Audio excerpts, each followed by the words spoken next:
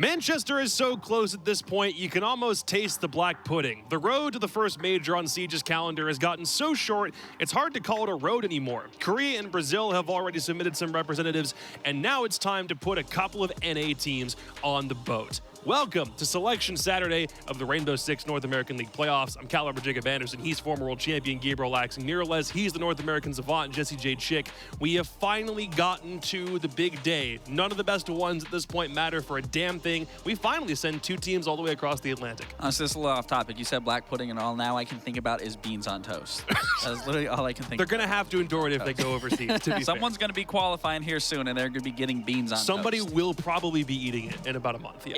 It's not the main thing they're playing for, the food, when they go to Manchester. Trophy is just beans on toast. Oh, Lord. Beans and some toast. Dude, that'd be funny as hell. I mean, obviously, the cuisine will be something we get to after we know who qualifies, but today is interesting because we now get the chance to look back and get a retrospective on everything that's happened so far this stage. Most things have been pretty good for most teams in playoffs, but we also do need to touch on a couple storylines that at this point we haven't talked about in what feels like a few weeks. And we'll start from the very top. The team that finished the round robin at the very top, Beast Coast went from 0-3 to winning out basically in the rest of the stage and then qualified for first place and got a first round bye. Honestly, a ridiculous story. The fact they didn't play week number 1, they came in week 2, they struggled so much with this brand new roster. Everybody counted them out. They were dead last, 0-3 in the standings, but I always had faith. I always believed that this roster would be able to bring us to greatness, and they've done it. This is by far the best roster Beast Coast have ever produced. I said it before they played their very first game. I will say it again.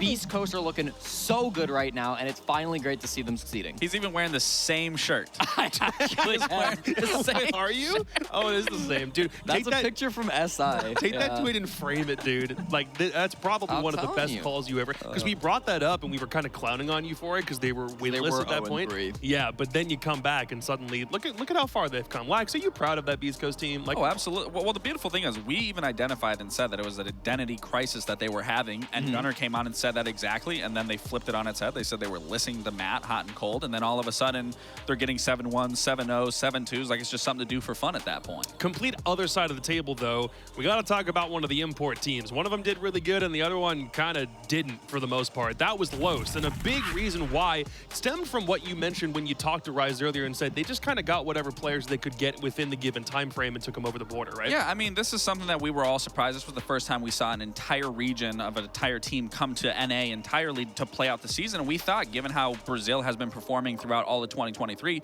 that they would make a huge impact here, but that's not really what we saw. The impact that we saw was very impactless, to say the least. And then what we even saw in the beginning of that, it was lost in the sauce, Los in the beginning of that. It just wasn't the performance that we wanted to see, but I do want to say there were glimpses of success that we saw that's what this team could look like. They had a couple close games. Yeah, it's just unfortunate that where they fell was at the absolute bottom.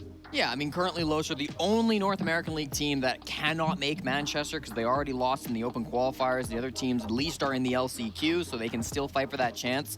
But I think for Los, I mean, as you said, there are some bright spots. I'd like to see Sexy Cake coming back with a new, team around him, with them rejuvenized and find something that works. But right now, I mean, their first attempt, it failed. I mean, we hoped that a team from Brazil, from the best region in the world, would be able to come in and transplant into North America and kind of make every other team better.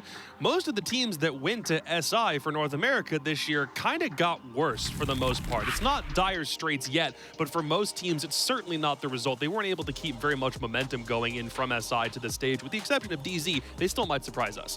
Yeah, I mean, both Darkzero and Sonics finished top 6 at the 6 Invitational, Space Station top 8 at SI. These are supposed to be the big titans of North America from last year. All of them have been falling flat. Darkzero, probably the weakest start of the season of all three of them, maybe a little bit better than Sonics, but the start of the season for Darkzero was just as bad as these two, but they've clawed their way into playoffs. They didn't get to play yesterday, so they will be playing their first quarterfinals today. Do they suffer the same fate as Space Station, or do they overcome? Do they make it to the semifinals and put themselves in a great spot for the major? We'll find out.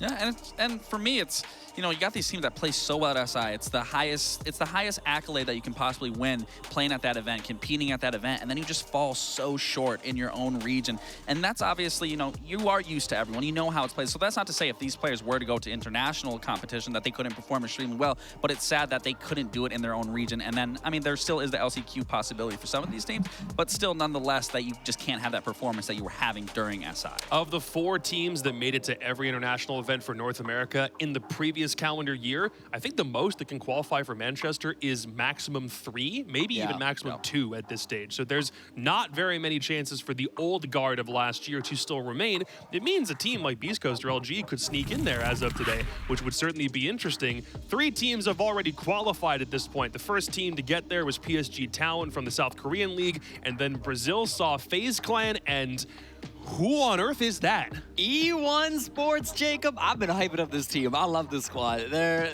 definitely a frag-focused squad. You may not know about them in Brazil, led by a guy named Arthur, who has some really unique strategies with the shields, and they got a guy named Emps, who's crazy. It's a very fun team. We'll see them more at the Major. If you haven't been watching the BR6 stage, this stage, you're missing out because there's some really cool storylines developing over there. But they'll qualify to Manchester, so we'll get to see a good eye on them, as well as FaZe. I mean, I was gonna say, FaZe, obviously, that's a no-brainer for me. That's not a surprise. They didn't even drop a single map that entire league. They still have yet to lose, yeah. That's insane. Realistically, I'll say this. I think they should have won SI. I'm glad that WCHEME won, but I'm glad FaZe is still making it to Manchester. But PSG, I mean, let's talk about that real quick. Fabian came over and completely flipped that team. Homie did it. He found a way, and now they qualified first in their seed and now going to Manchester. That's pretty insane. I guess Fabian really is the GOAT. Already, for 2 regions that have qualified teams to Manchester, it's been teams that have been either bottom or mid-table. And the same case is probably going to remain in North America because of the way the bracket shakes out. Beast Coast got a first-round bye. So did Oxygen. And neither of them qualified for any events last year. Meanwhile, Space Station's down in 5th. They have to face the LCQ alongside Sonics. DZ and M80 could still make it to Manchester given the way the bracket shakes out, though. Oxygen and M80 is by far my most excited match to watch today. I think that's going to be the high-octane match. Don't get me wrong. Like, I think the Luminosity DZ game is going to be a good one, and whoever then goes now to play Beast Coast. But I'm definitely looking at this M80 Oxygen game to be the most exciting game of the day. Yeah, I mean, there's no bad games. The stakes that we have today couldn't be higher. We're going to definitely send a team home, or at least to the LCQ for our first matchup, and then our next 2 matchups will send teams directly to Manchester. So it's the most important day of the season so far, bar none. Well, we start today with our second quarterfinal because we played the first one yesterday, and because of server inconsistencies, we finally get to this one today, Darkzero and Luminosity. The former's journey to get here was about as rocky as a battleship going through a hurricane, but the second one was the same number of wins and losses. Darkzero and LG won and lost the same number of games through the round robin, yet they're very different paths here with very different levels of do you deserve it, I suppose. Well, for Darkzero specifically, I mean, again, SI, we saw really good success, and then coming in here, they're falling very flat than what we wanted to see. And then even for LG, I mean, to me, that's still an improvement nonetheless from their last stage and their old previous roster. They're obviously finding success, and they're even able to play in a playoff position to even possibly make Manchester. So both teams are still finding themselves in an area where they can make Manchester. But if we're comparing the two, DZ, I think, is a little lackluster compared to LG. Yeah, and I mean, we talk about Beast Coast putting out the best roster they've ever put out. You could say the same thing for Luminosity. I mean, they've definitely been around the block, maybe a little bit less, but the fact that they've still been kind of building on this core, bringing in the right players, they've now got some really strong pieces to this lineup. So I'm super excited for Luminosity, super proud of them for getting to this point. Job's not done, but yeah, I mean, they're a very exciting team to watch so far. Dude, job's not done is the moral of the story for both squads. Specifically for DZ, the Big Purple Bastion seemed like it took a black eye early in the round robin, but they recovered substantially toward the end and did make it to 4th seed. Even if Nafe admitted they still didn't know exactly what problems they had to sort through, they got enough of a handle on it to get to playoffs, and that deserves some sort of commendation. And that's the most important thing, is that you still clinch playoffs. And realistically, they were so close not to clinching playoffs. If they didn't win that game against Wildcard, they would be sitting in the LCQ right now. So they still have a lot of fundamental issues that they need to get focused and hone in on to close out these playoffs and make Manchester. But it's still, the biggest thing for me is I need to be seeing them be better on attack going forward. Yeah, I think for Darkzero, Darkzero, they're always a team that can be a little bit stale at times. They'll always run what they think is comfortable, what they think they know, and a big part of that happens to come down to the operator bans. DZ have banned the same 2 operators in basically every game since the Atlanta Major. Dokkaebi, Azami have been banned 37 and 36 times out of 38 games respectively. Twice they couldn't ban Azami because their opponents did it before they had the chance. Once Dokkaebi got through, I believe that was way back during the Atlanta Major itself. And so this is kind of one of those areas where Darkzero have been very stale. They've been running the same thing over and over again. They're very predictable. Yeah. And that's their playstyle, that's fine. But because of the circumstances of today's game, because they're coming in for the first time knowing the map bans, almost 24 hours to prep for these specific maps, if DZ were going to throw a curveball, this might be the perfect time to do it because you've got all this extra time to prep for these maps. Your opponents have all this extra time to prep for the maps. If you are able to switch up your map bans from what obviously, or your off bans from what LG are obviously going to be expecting, this could be a way that Darkzero kind of catch their opponents off guard despite the long period of time. I mean, we spent so much time yesterday asking what Luminosity could do to exploit weaknesses that they found in Darkzero's playstyle. If it comes down to DZ just doing the same repetitive things over and over again, does that give LG enough of an opening? But the big question is, are they the team that can actually take advantage of the problems that DZ clearly showed? Yeah, well, I think for Luminosity, they're coming into this, and obviously they have the maps in advance as well. If they can kind of figure out Darkzero, they're a smart team. They're not just raw gunners. They have the opportunity to pop off and make that happen for their squad against Darkzero, for sure. So let's take a listen to what both LG and DZ had to say coming into this matchup. We couldn't show this yesterday, but we finally can now. They've both had very different journeys to get to playoffs.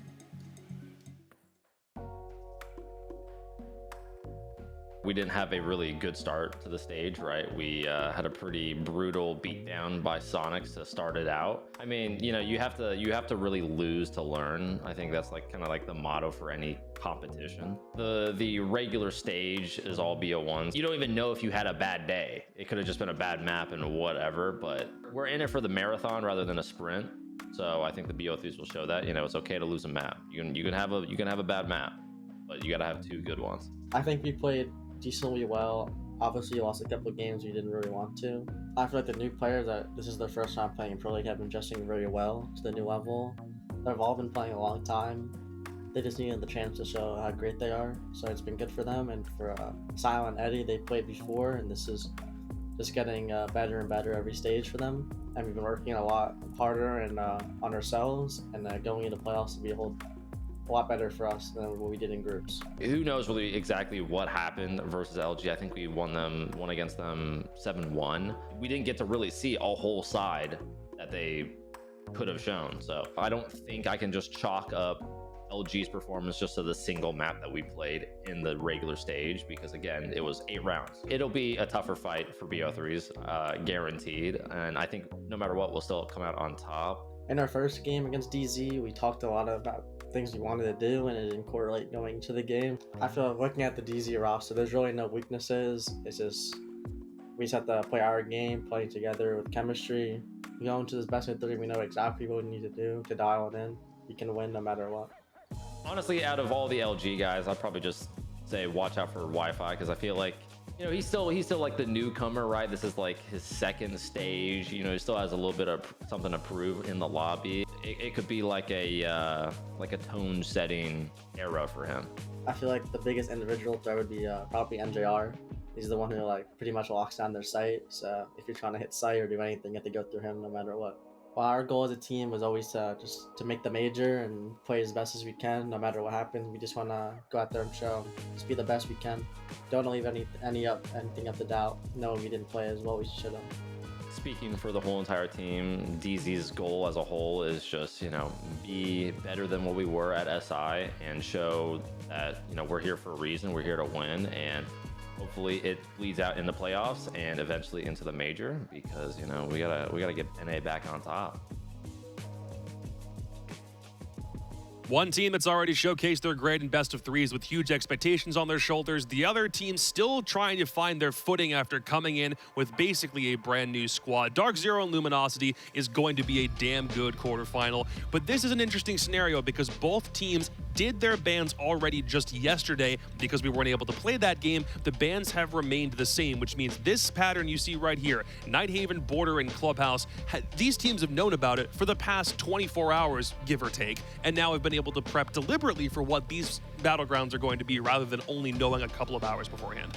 Yeah, I mean, for them, starting on Labs especially, Darkzero are a very good Nighthaven defensive team. They went 6 for 6 when they played against Oxygen. If you're Luminosity, I want to see really fine crap that attacks that specifically nailed down on what DZ were doing well. For me, a large part of that was the pulse. We touched on that yesterday. For Canadian, that was a huge operator. That's going to have to be addressed by Luminosity.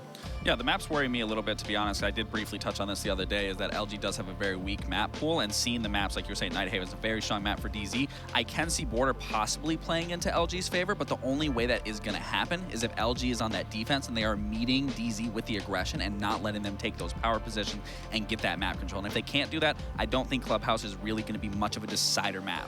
Well, just as a reminder, in the predictions race for the North American League Predictions Championship, everybody on the couch, including Foxay, who's not here, all went DZ with this one. And because Nighthaven's the first map up, it definitely seems like unless LG can find a way to stop Darkzero from running away with things, it certainly might go in that direction. It's time for Day 2 of the North American League playoffs. They start right now with Niklas Moritzen and...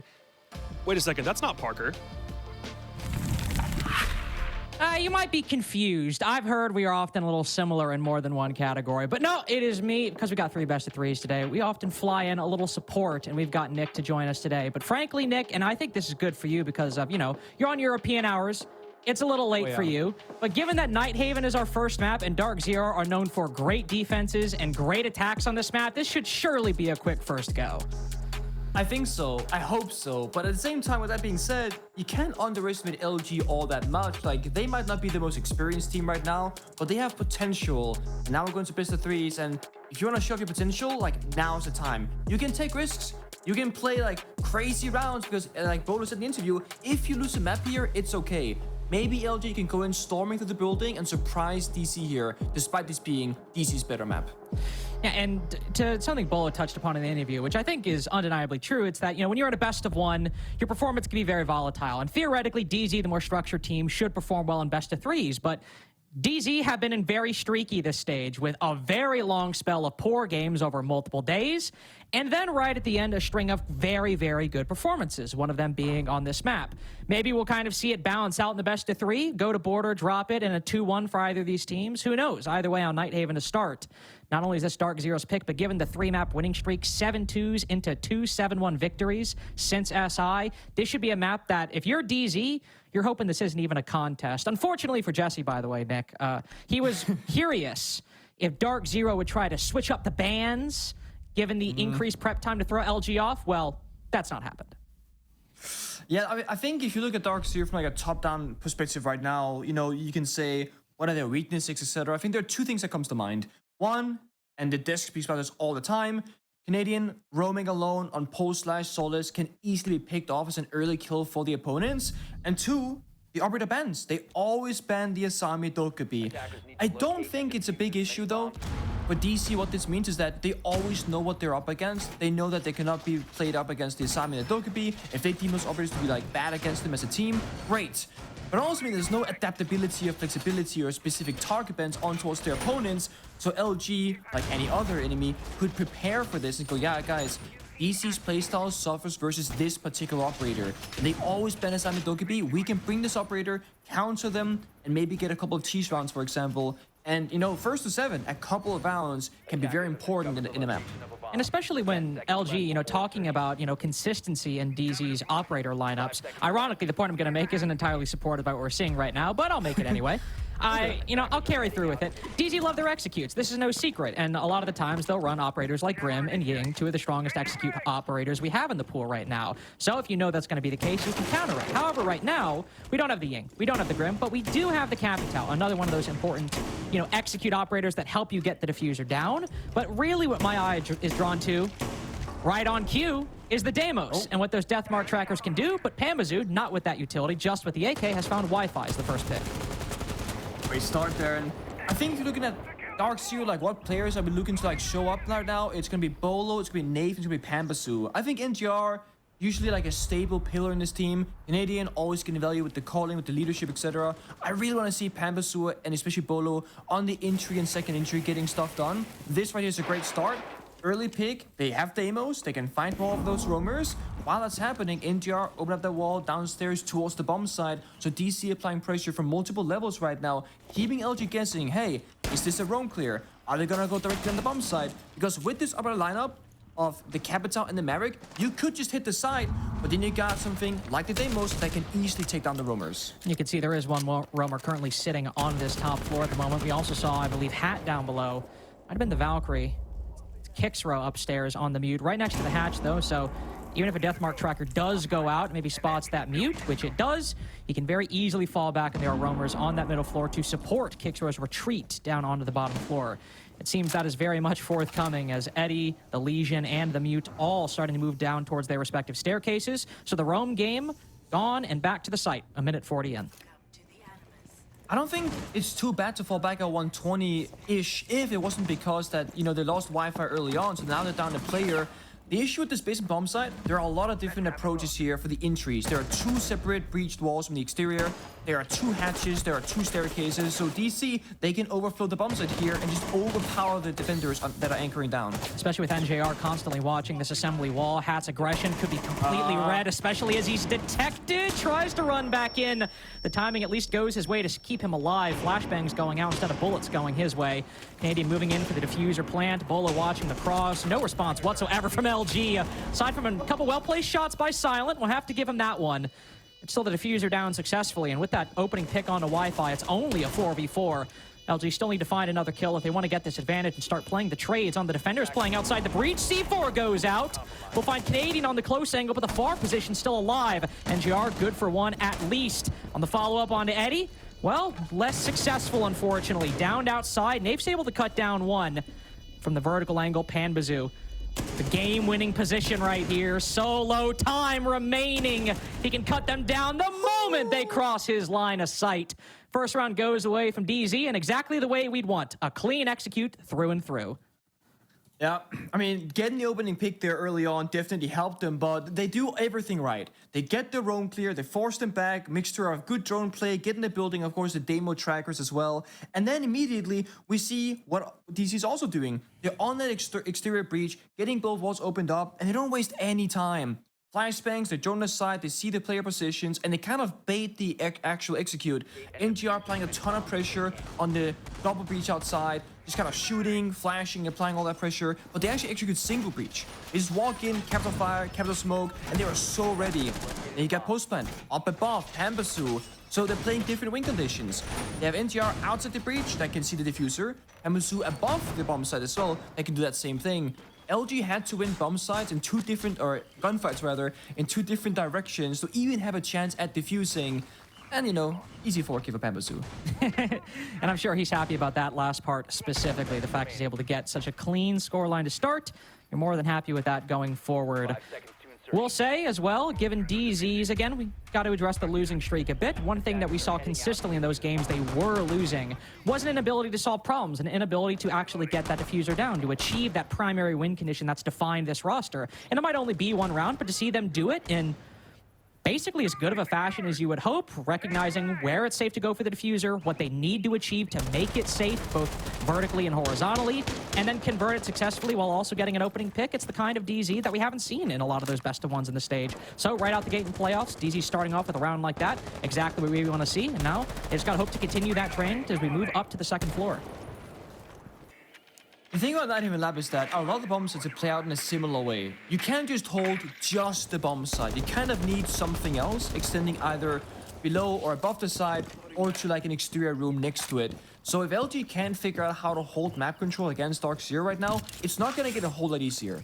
So for LG, look at it from a round-by-round basis. What can they do? Those small, tiny details.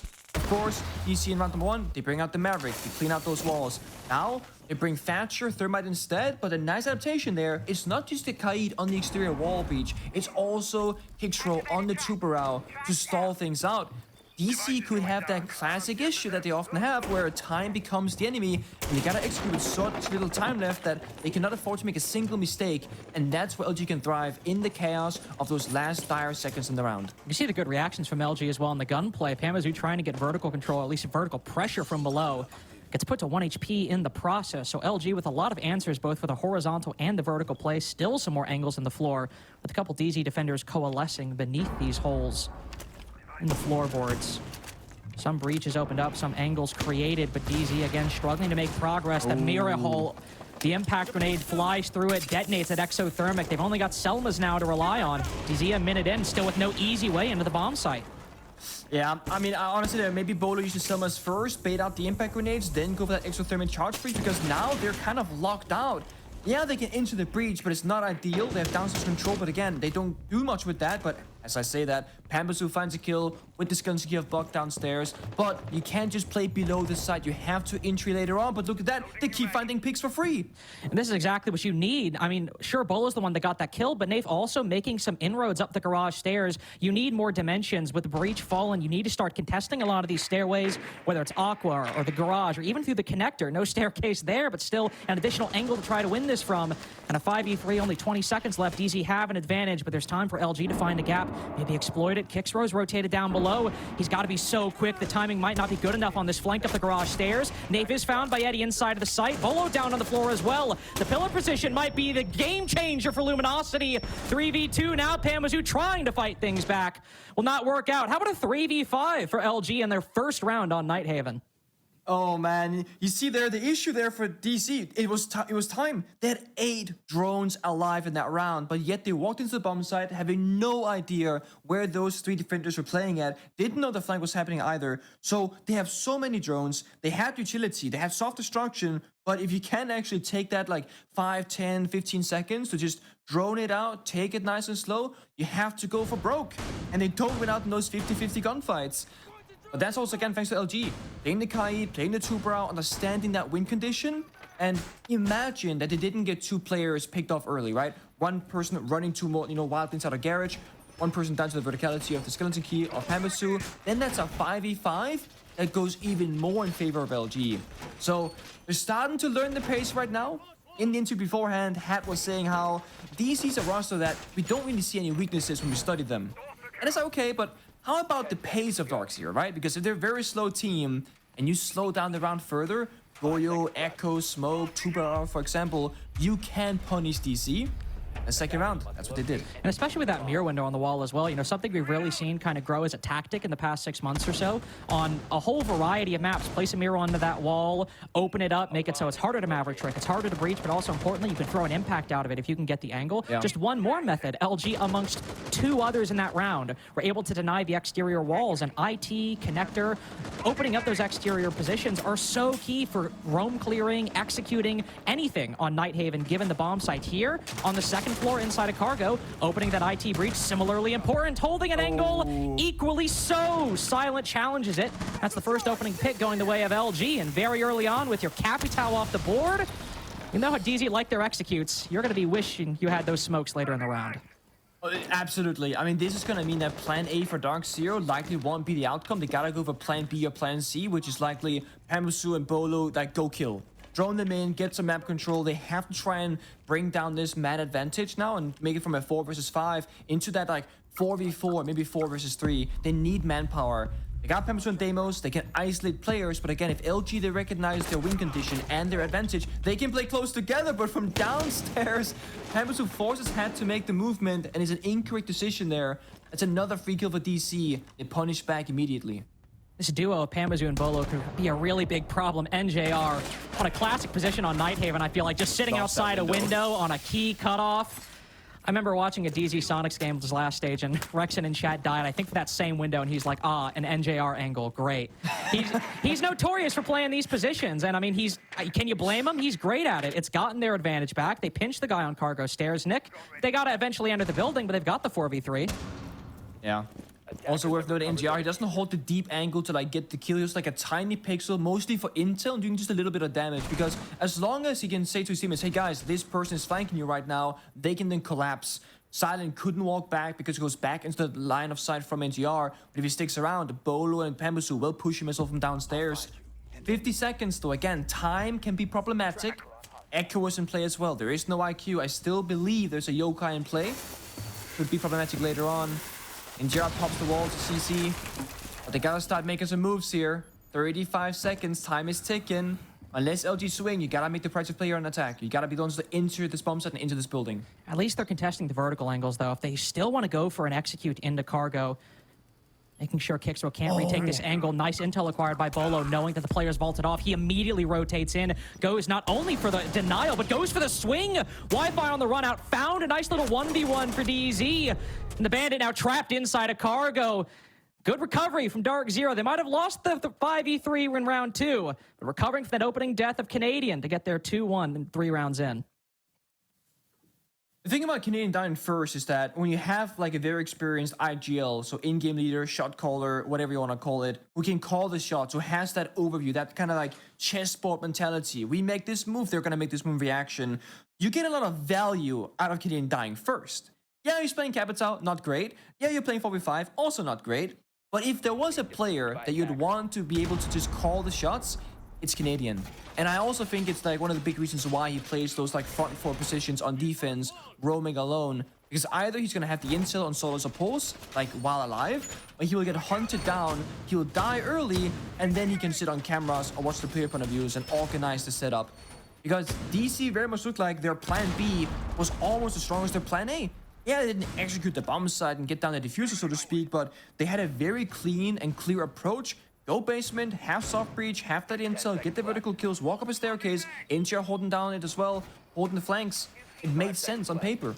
LG, I think their biggest weakness right now, they're moving too much. Yeah. I think if they just like Bandit doesn't drop on Garage, for example, Bo doesn't see the rotate, that could be a different round outcome. But instead, there's 30 seconds left, they start sprinting. Sometimes doing nothing is simply doing something because you're alive and you're not giving opponent any intel to work with. And that's how Darkzero brought that man advantage back, was just sitting on windows and still, you know, coordinating around where those roamers were, where they could pinch them, but still ultimately reliant on LG making moves that they could react to. On basement, where you're going to have, you know, the site we're at right now, you're going to likely have another roam. You're likely going to have some offside presence, and while Darkzero were able to win this last time, not necessarily from getting kills on the roam, they're able to push them back. If you get a bit too over-aggressive here, if you maybe get a little bit too antsy, Darkzero in their cutoff positions might be able to deal with you again. Wi-Fi in that very same spot we saw NJR last time, but instead, he cuts down Nate. Have to have been from the window, surely, either way. Another opening pick, the way of Luminosity. Not guaranteed to convert it, but still a 5v4. You're happy with that. Oh yeah, you are. Absolutely. And again, like value operators, right? Capital dying in the last round, now it's a 0. Unless you've put down every single Argus cam for intel, you're not going to be super happy about this. Ambassador, aggressive play, doesn't work out. The door doesn't entirely break, so you're going to have to peel off the position or fight the Legion on catwalk rafters. Could try his best. Oh, but Wi-Fi with the rotation. Plays off the intel acquired by his teammate, cuts the head off Panbazoo inside a garage. Seems LG instead keeping the lid off of these DZ movements, these DZ positions that they're holding. Trying to cut off LG, sure. But the defensive aggression working out much better in round 4 than it has in almost any round previously. Silent is still up here at 1:20 seconds left. LG had rotated back on the first defense. And now they're still baiting in the swings from Darkzero. Bolo takes the 1. There's a shotgun around the corner. He's not winning that on any planet, let alone Earth. And the 2v5, it's actually NJR Amos. How much is he going to be able to find, Nick? Because I don't think a whole lot.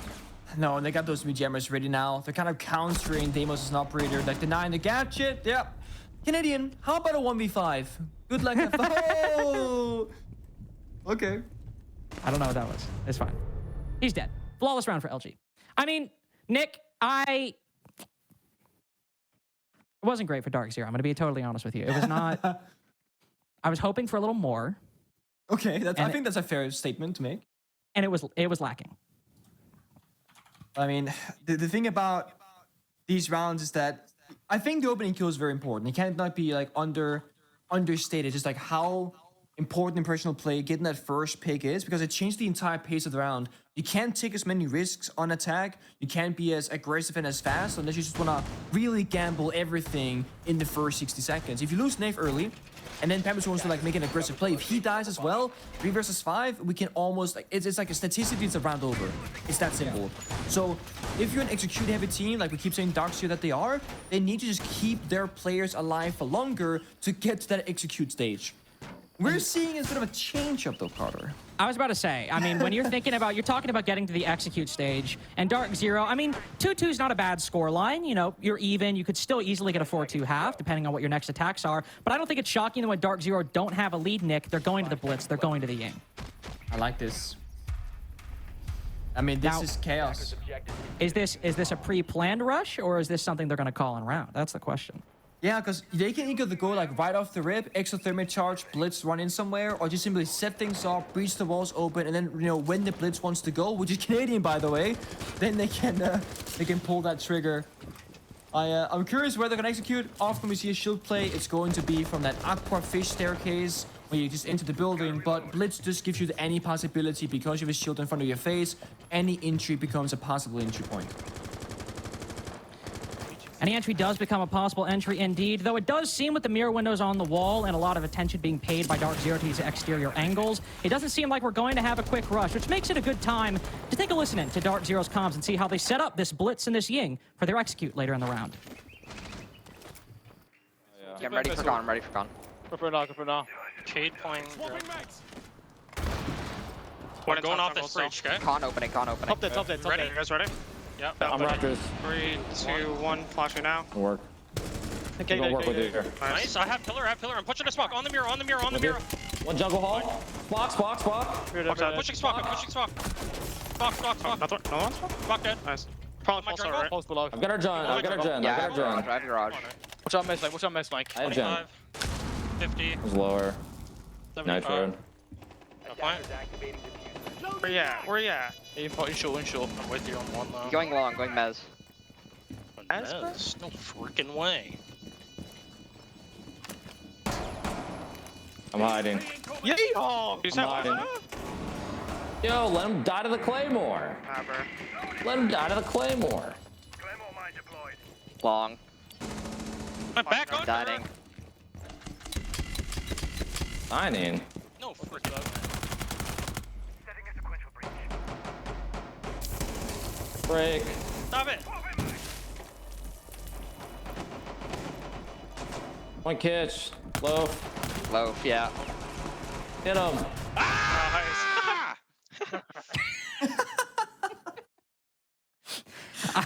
I've never seen a team more hungry for the kill in a 5v1 than that. We had Selma's opening up vertical holes, Panba dropping down, bottom house. They wanted Wi-Fi and they wanted him badly. But, I mean, obviously, it was a good execute overall, but we definitely had a huge opener from Nath on that two-piece there, Nick. But overall, sometimes when we throw to these listen-ins, the team seems to lose the round more often than not. Yeah. Glad we had a good execute actually work out for the team we listened to. Yeah, no, that's so true. Like, we never know what we're gonna get, and also the timings, right? If we do that 10 seconds too late, we don't see all the exciting stuff. If we do it too early, the build-up is very slow. So it's a learning process, like trying to figure out what the pacing's going to be. But I think you nailed it with your timing. We gotta see the setup, the execute play out, and then just the chaos in the server afterwards, where DC had clear communication, clean execute. Canadians in there saying, "Hey, pillars clear." We had a 3-2-1 call out as well, saying that. Everybody ready? Yes, 3, 2, 1, go. But when it became that 5 versus 1, and it was very evident that DC, they had that in the bag, it was full troll mode. EMPing everything and just chasing out that last player. And I think it's good to have a bit of fun. I think DC, they're a team that we can often say that they are very disciplined. And they play the game without sometimes, I think, enough emotion, right? They're there, they're doing the job, they win a round, good job boys, next round. But you gotta have fun sometimes. When you have it done like the round is over for you, have some fun with it. If there's from Canadian. I mean, that was 1 second left when he got that kill, so that was almost was a round one on time, and that in and of itself, getting that final kill, that's like a double round victory. They're up 4-2 at least in spirit because of that kill. So, but they've secured themselves at least a 3-3 half, and talking about that round as well, you could see that once Nath got those 2 picks, it seemed moved up their timetable, right? They executed a little quicker than they might otherwise have thought they needed to, which is also good for DZ, seeing that, okay, we've got what we want, we can execute sooner than we expected. On Garage, on the second floor, executing was never even really a reality they were confronted with. They were constantly struggling to gain control, open up angles, and this breach was a bit different last time with a mirror window, but is still proving equally problematic despite LG's lineup change. This is something that we've seen a ton of this stage in every single region. Maverick can open a wall so often leads to a C4 being tossed out and then Maverick dying. And NGR, it wasn't like he was completely careless. He was Maverick in a bit, walked backwards, expecting an impact grenade or a C4 possible swing. But the timing there was just good from LG. If they picked the right moment, they tossed the C4, they got that opening, and that's just gonna slow down DC. But again, the manpower advantage, forcing Pammers to just like fire up, but he also gets shot down. Yeah, Hat just swings ahead of the Candela. Very smart play right there. Disrespect the flash right before it goes off. See if Pamazu is caught on a timing, and it works out completely. There's still the Zoto canisters as well, freezing Darkzero's progress on this connector breach.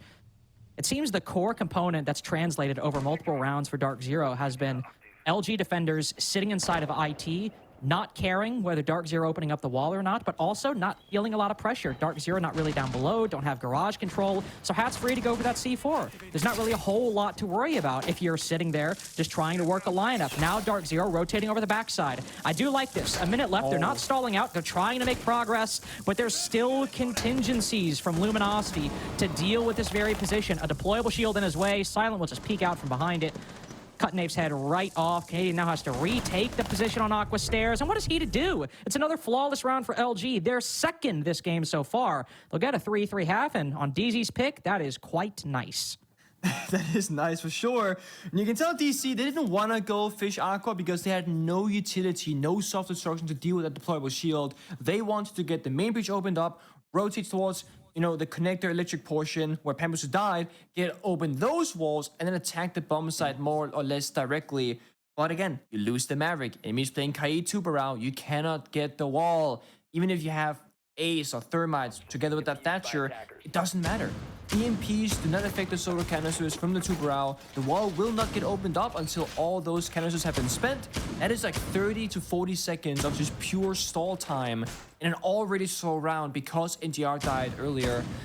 3-3 attacks, I would say on average, this is not a bad performance for a Nighthaven Lab, attacking side. You get 3 rounds. But for Darkzero, a team that has historically been quite excellent at attacking and defending this map, it's not necessarily what we expected from them.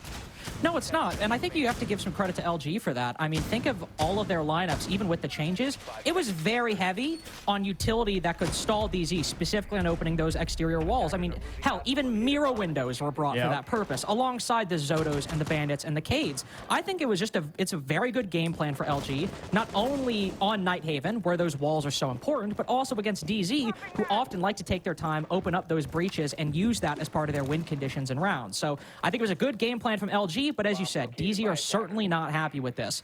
But as they go on to the defense, 3-3 half is still more than enough to regain the momentum if you can start out strong on your defensive side and moving down below where it seems we do have another Maverick in play. And as we know, just because you go to open a wall does not mean you are safe.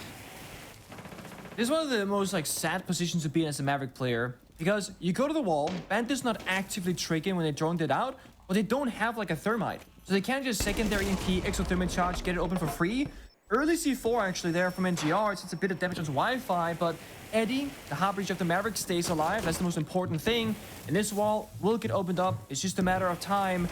And it's been 60 seconds. There are 2 players working the breach, but 3 people go for the roam clear. Bolo shuts down Silent in that opening engagement. Kixer was able to get the refrag, though. I will say, even though you might lose a C4 from Bolo, losing the Buck in response could be a bit problematic, but there is some redundancy. Hat's got those boogies, and for this bottom floor site, a lot of the vertical you need to get done can be accomplished with those boogies, especially if you want to go for an assembly plant, throwing one through the cargo window, detonate it, well, not really detonate it, trigger it, it's a ground, activate it with the button, you know what I'm talking about. There's still a lot you can accomplish with those drones. And besides, they've gone 1 for 1 on the clear. They've still got a minute 20 to go. The breach open. This is a workable position. But what do we know? I thought we were watching an attacker. Canadian is upstairs in electrical uncleared. It has cut down Kixro with the UMP. A bit of a mistake from LG leaving this castle alive. This happened against Wildcard as well, where Canadian gets left alone on the roam top floor and can do so much damage vertically. He's playing the castle, but he has that secondary shotgun. If the attackers don't make a line of sight for him, he'll do it himself. And again, LG, they're not in a position to punish Canadian. They're gonna rush the bomb site, but at what cost? They're all gonna fall apart. Yeah, Hat's now completely, I don't know if really behind the play, but Luminosity tried to up the pace. Hat caught outside the window. There's even Panbazoo on this middle floor who retook it back in the mid-round. Not much for Hat to do at this point. He's got a couple flashes, maybe find an exit. Nah, won't even happen. NJR cuts him down through the soft wall. Darkzero with their first round on the defense, and LG got the wall open. That was about it. Yeah, I mean, they tried to do both things, right? And this is the kind of like the risk versus reward scenario for the attackers. If you send 2 people to get the exterior wall to the bomb side open, you only have 3 people to do the roam clear. And when you have 3 people doing the roam clear, that means you have at least 1 player on drone. That means 2 guns, likely in different positions, not able to help each other, with that 3rd guy joining them for intel. So all that DC they have to do to pick apart that entire attacking setup is win 1 or 2 gunfights. Bolo won the first one, but was traded, but that trade heavily favored Darkzero, because if you take down 1 of the 3 people that are roam clearing, that leaves only 2 people left. 1 person droning, 1 person walking behind the drone. No one can help each other directly with the gunplay for that second trade. So LG, they changed the approach. They give up that top floor roam clear, and they go for that first floor, get a little bit of verticality, walk down the staircase, approach the bomb side. But by doing so, they leave Canadian upstairs finding that second pick in the round. And even if Canadian didn't get that initial pick, he could always flank later on, see through the floor, the self-destruction that was available from the boogie drones. And again, Canadian would be a problem at some point for LG. He had to be dealt with, but he was left to just roam around for free. Bit of a blunder from LG, but again, if you get shut down, you get shut down. Can't do much about it. Can't do much about it, indeed. Going to the top floor now, LG will bring out the Blitz, similar to what we saw from Darkzero. Just looking back at that particular operator lineup, not a whole lot of similarities beyond that. I mean, we had the Ying in play for DZ as well. There is certainly, just some standard picks. The Breaching, the Hibana, the Ace. You also have the Ash to deal with potential castle barricades or mirror windows, whatever LG end up finding. Oh, the 1v1 tech. I love this. Use the boogie drone to open up the barricade. But Pamba's cut down Wi-Fi from somewhere. I think over in Connector is where that death actually happened. So Starlight's tempo, a bit cut short, but he gets ahead of the smoke canister. And as we can see, Nave not exactly looking that direction, so Starlight has at least entered. He has gained progress on top Aqua, but the rush itself has been put on pause for the moment. And this gives times for Darkzero to react. Bolo aware of it, Pambazoo as well. 2 people on bottom, Aqua as well, with the bait and the swing. Lovely coordination from Darkzero. LG completely shut out of round 8 entirely. Eddie and Kixro now the only 2 left. Don't even have the rotate in garage anymore. It's been reinforced off. We'll find 1 player sitting on the B-bomb chassis, but Kixro loses a lot of that HP. And this is the, I would suppose, secret, I would say, strength of the Zotos, right? Oh, wait, hold up. I was assuming the round was going to end, so I was going to go on a tangent. Don't count them out just yet. DC doing a bit of trolling this round, not setting up those crossfires, not waiting for the walk-ins with those deep lines of sight. This could still fall apart for Darkzero. They gotta now discipline up, so to speak. Now they're playing more passive, more laid back. Got a Soto canister. This gunfight between Nave and Eddie could define the outcome of this round, because that opens things up for LG. But that's a shotgun in the hands of Nave. Yeah. That's very hard to beat out. Oh, we hear the switch. Oh, and the pinch for both Kixro and Eddie. He catches Nave with his back turned. Very nice play by LG. And on the pre-fire, Kixro's cut down Bolo. 5v2 to a 1v2 for Darkzero, and he's been spotted on the drone. 40 seconds remaining, too. Both players still have a drone in pocket. Flashbang, 1 singular one as well. They can play a man advantage. The Cade spotted. He tries to isolate the engagement. The double stack in the 2v5 from LG. Pambazoo hitting himself right there, and I don't blame him. DZ let a round slip away. They should have not let go on any planet. There are teams where we can say, okay, you know what? They lose those rounds, right? They lose the 5v2s. Darkzero is not that team. They have so much discipline. They play a very strict style of siege, and the crossfires are almost always there. And it's like not just a one-man throw. That is like 4 players all the way down to Pambazoo. Maybe we can excuse the wall back onto Bolo. That's unfortunate. But like NGR held an aggressive angle from the bomb side all the way into Garage. Dies. Canadian, I believe it was, flanking downstairs with a 1.5 minutes left in the round. Dies. All DC had to do, and it sounds so easy to say, let go of your mouse and keyboard. Wait for about 45 seconds, then LG will approach the bomb side, start using the mouse and keyboard again, and just hold the door walk-in. They can't breach the walls. They only have 2 positions to attack from. You have 5 guns alive. Just watch the door entry point, then shoot. No getting funny with it. So when we saw DC, when we had to listen in, they had that 5 versus 1. They were being more loose. They were having fun with things, which can be a bit uncommon for Darkzero. Then we see that previous round, they were having, I would argue, too much fun in the 5 versus 2, actually ended up losing. Difference is on attack, you can plant down the diffuser, you likely win the round. On defense, you just have to lose a couple of gunfights, and then they might just turn it out of nowhere. And I think as well, I mean, you saw Nafe really concerned about obviously bottom and top Aqua, but then as we saw, Pambazoo was on that door, could have theoretically obviously watched his top Aqua. Good point. Don't know if it was maybe, you know, just a miscomm, or maybe Pambazoo was in a different position, or they didn't know where Eddie or the other players were, and he wasn't at the doorway, and Nafe was on an island. Either way, because of that position, and because of whatever was happening top Aqua, Nafe had to do, or felt he had to do double duty, and that gives LG, once it's a 3v2, a great opportunity to pinch him. So very well played from LG, and things don't get better if you're Pambazoo. Eddie cuts him down very early on. He's the Fenrir, his gadgets are already placed, and likely some of his codes already used to trigger some of those F-Knots, but they will die with him, and that's LG with a 5v4, something they've not had this entire attacking half. This might just have to be a tactical timeout for DC after this round, regardless of win or lose. They gotta change their early approaches in these rounds. It was falling apart a little bit on the attack. Now it's slipping on defense as well. EMPs, Incandelas going out. Yep, they're gonna just hit the side. Just walking on in. I think a smoke canister goes out, or a C4. No, it's a C4. Yeah, it is. NJR might be blinded, but that's a lineup I'm sure he's practiced 1,000 times. He's able to land it right at the feet of Silent and Eddie, the latter with the diffuser. So that should be Case actually inside of Cargo. But LG have at least opened up the IT breach. They've at least opened up those vertical angles, I believe. So it's not like somebody from DZ is watching it actively from up above. Yep, Kixrow's here, so we can take this control as well. Maybe work this man count back. The council starts to get aggressive, but Bolo catches him on the wrong swing, looking the wrong way. ACOG with the UMP will cut that down very quickly. Wi-Fi inside a garage will try to get something going with Hat on the opposite side of the map. Great shot, great transfer. We'll give him that one. That's the 2v3. LG has certainly come back from more dire odds, just 1 round to go. But look at Darkzero this time. Not a soul is moving inside the building. Almost a disrespectful round there from LG, just going for a direct plant with nothing else happening in the server, expecting like, they're not going to take us down. They had pulls, they had mute C4 on side, etc. That's just lazy pickings there for LG, not making the right choices. And there, yep, that's not going to go well. Wi-Fi in a 1v3. Surely DC don't lose this one. They can't. Surely not. I mean, they're playing a lot more passively. They're holding this angle. Wi-Fi spotted him, but on that initial engagement, he's not able to get the transfer, not able to get the flick. The adjustment doesn't land, but the bullets from DZ will. No man advantage choke this time. It's actually a 4v5. They're able to work that round back from and reestablish their lead. We gotta be like, okay, did DC play that round well, or did LG just kind of, you know, they could have done more? Again, 2 people jump in the bomb site window, one starts planting, and the Ying is just very passively covering. If you go for that play, I think you just fully commit, you push through the bomb site, you get a couple of kills, and you work from there. You can't just plant versus Darkzero. They love to bait you in, whether it's with, again, the Solars, the Pulse, C4s, plant, like general plant deny, and they went for it.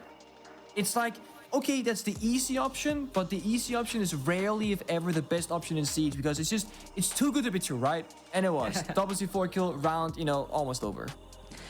And you could have maybe tried to, you know, maybe spend 30, 45 more seconds. You talk about taking the easy route. Maybe instead of sending Silent in through that window with Eddie, you take some time, get garage control, send him into the garage door. That way he's able to, you know, dodge the C4, challenge the player behind there, add another angle. Don't take the easy route, as you mentioned. Either way, whatever LG are talking about, the tactical timeout, they will burn theirs, as we were predicting DZ would, if they ended up losing that round, especially, of course, if they had choked another man advantage situation in the late round. But they didn't. They closed it. Now LG are the ones hitting the pause button.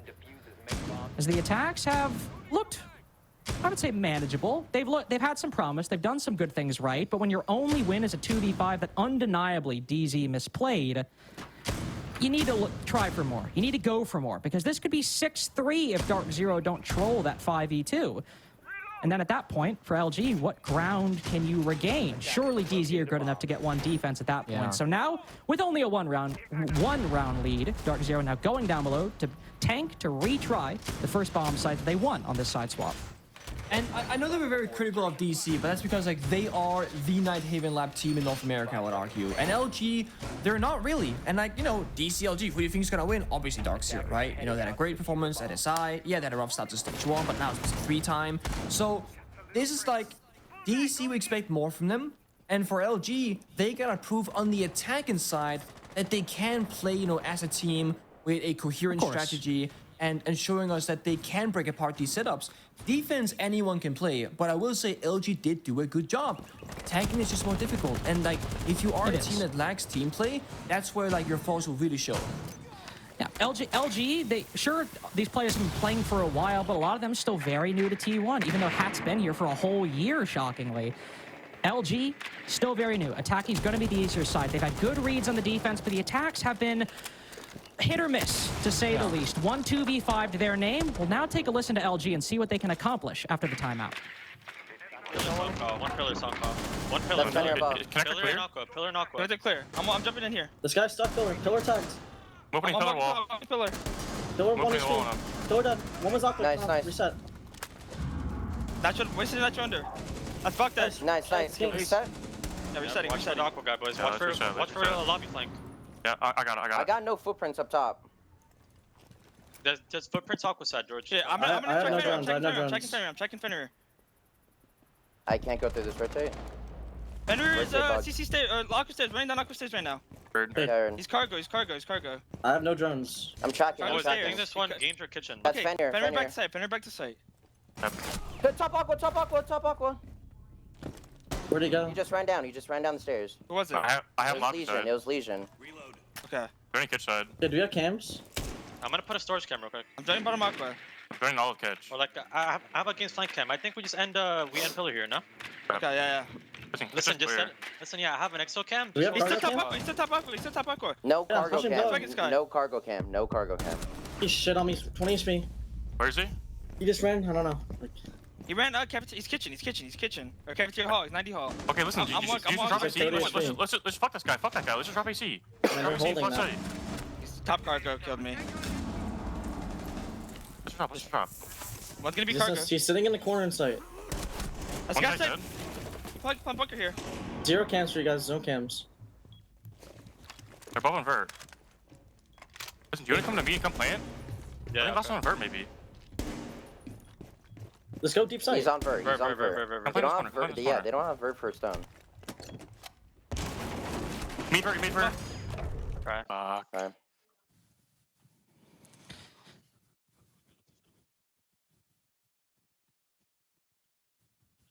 There is a lot to talk about in that round. When There do you is- start? Okay, so we'll go chronologically, okay? Okay. So I'll talk about what LG did well that round. Okay. Great roam clear. Great roam clear, especially the pinch on that castle, right? Like the initial stages of the roam clear. Don't worry, we'll get to the other part. The initial stages of the roam clear, very nice. They get that castle guy isolated behind pillar. You can hear the comms. You can see the multiple angles. They're able to pinch that guy, and they get another kill as well. 5v3. You even hear the call to reset. Say, hey guys, let's chill. Let's figure out the plan. Let's get things sorted. And then, Nick, things start spinning out of control. There is a particular player who just pops off from DC. Nave sticks around despite getting drone not once, but twice. Getting tracked by demos. He's just running into LG and getting kill after kill after kill. And you're thinking, okay, they're gonna leave him alone.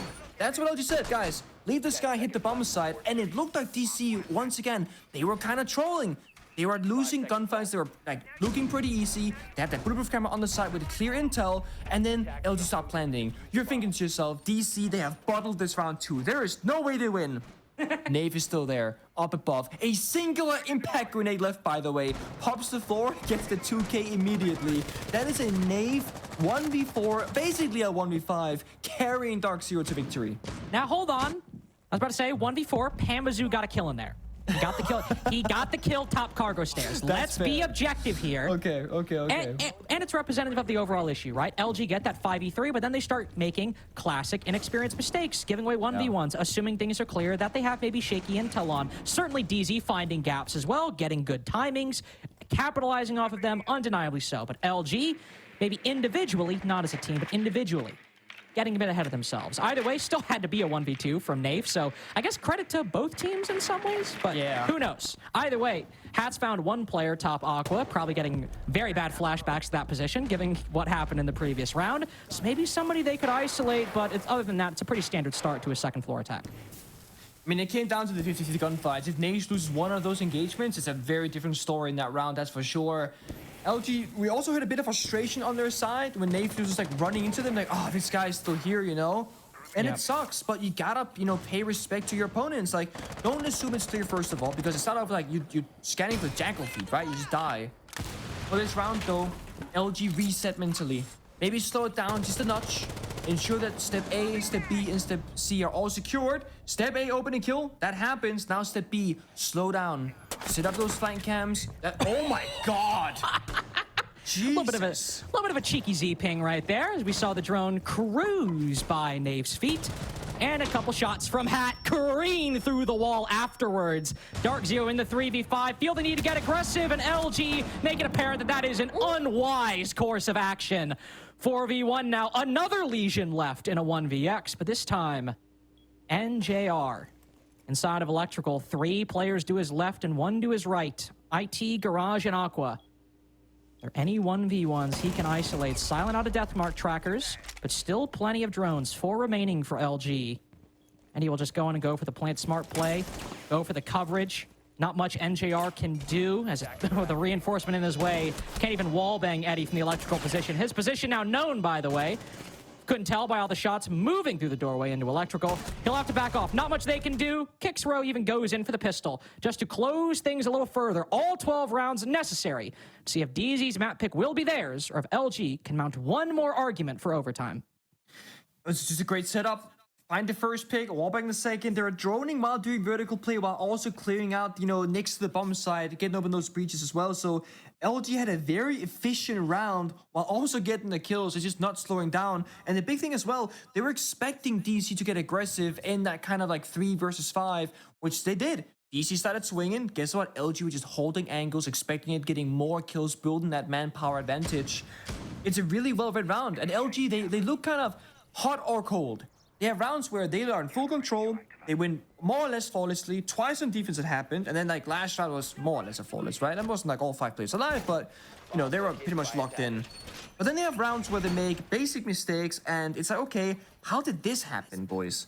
So consistency right now being their biggest issue, I think, but if this is DC's map pick, even if DC were to win now on 7-5, that is a good scoreline and a good couple of rounds on your opponent's map pick. Definitely. That, you know, DC is supposed to be one of the best teams, at least in North America, on this map. That's what I'm thinking. That's what, at least, you know, if I were on LG, that's what I'm thinking as well. I mean, you could very well get one more round, especially now that we don't just have a 2v5 win on the attacking side. Now, after round 11, you actually have a solid win on the attack and some solid pieces even in the rounds that you've lost. You could very well push this to overtime. On this middle floor side in particular, there was a potential very good execute for LG with certain pieces missing. They hop in the cargo window. They have control of the vertical, so nobody can take them down from above, but they don't deal with NJR in the back site. If maybe add some more pieces, clear out garage, and then flood in from a different position, you might actually have the diffuser down, maybe you have a round win. If they make the proper adjustments, maybe they'll get OT here. And they might go for a similar push because they got the more or less exact same up in a lineup, and they got the potential to approach in a similar way.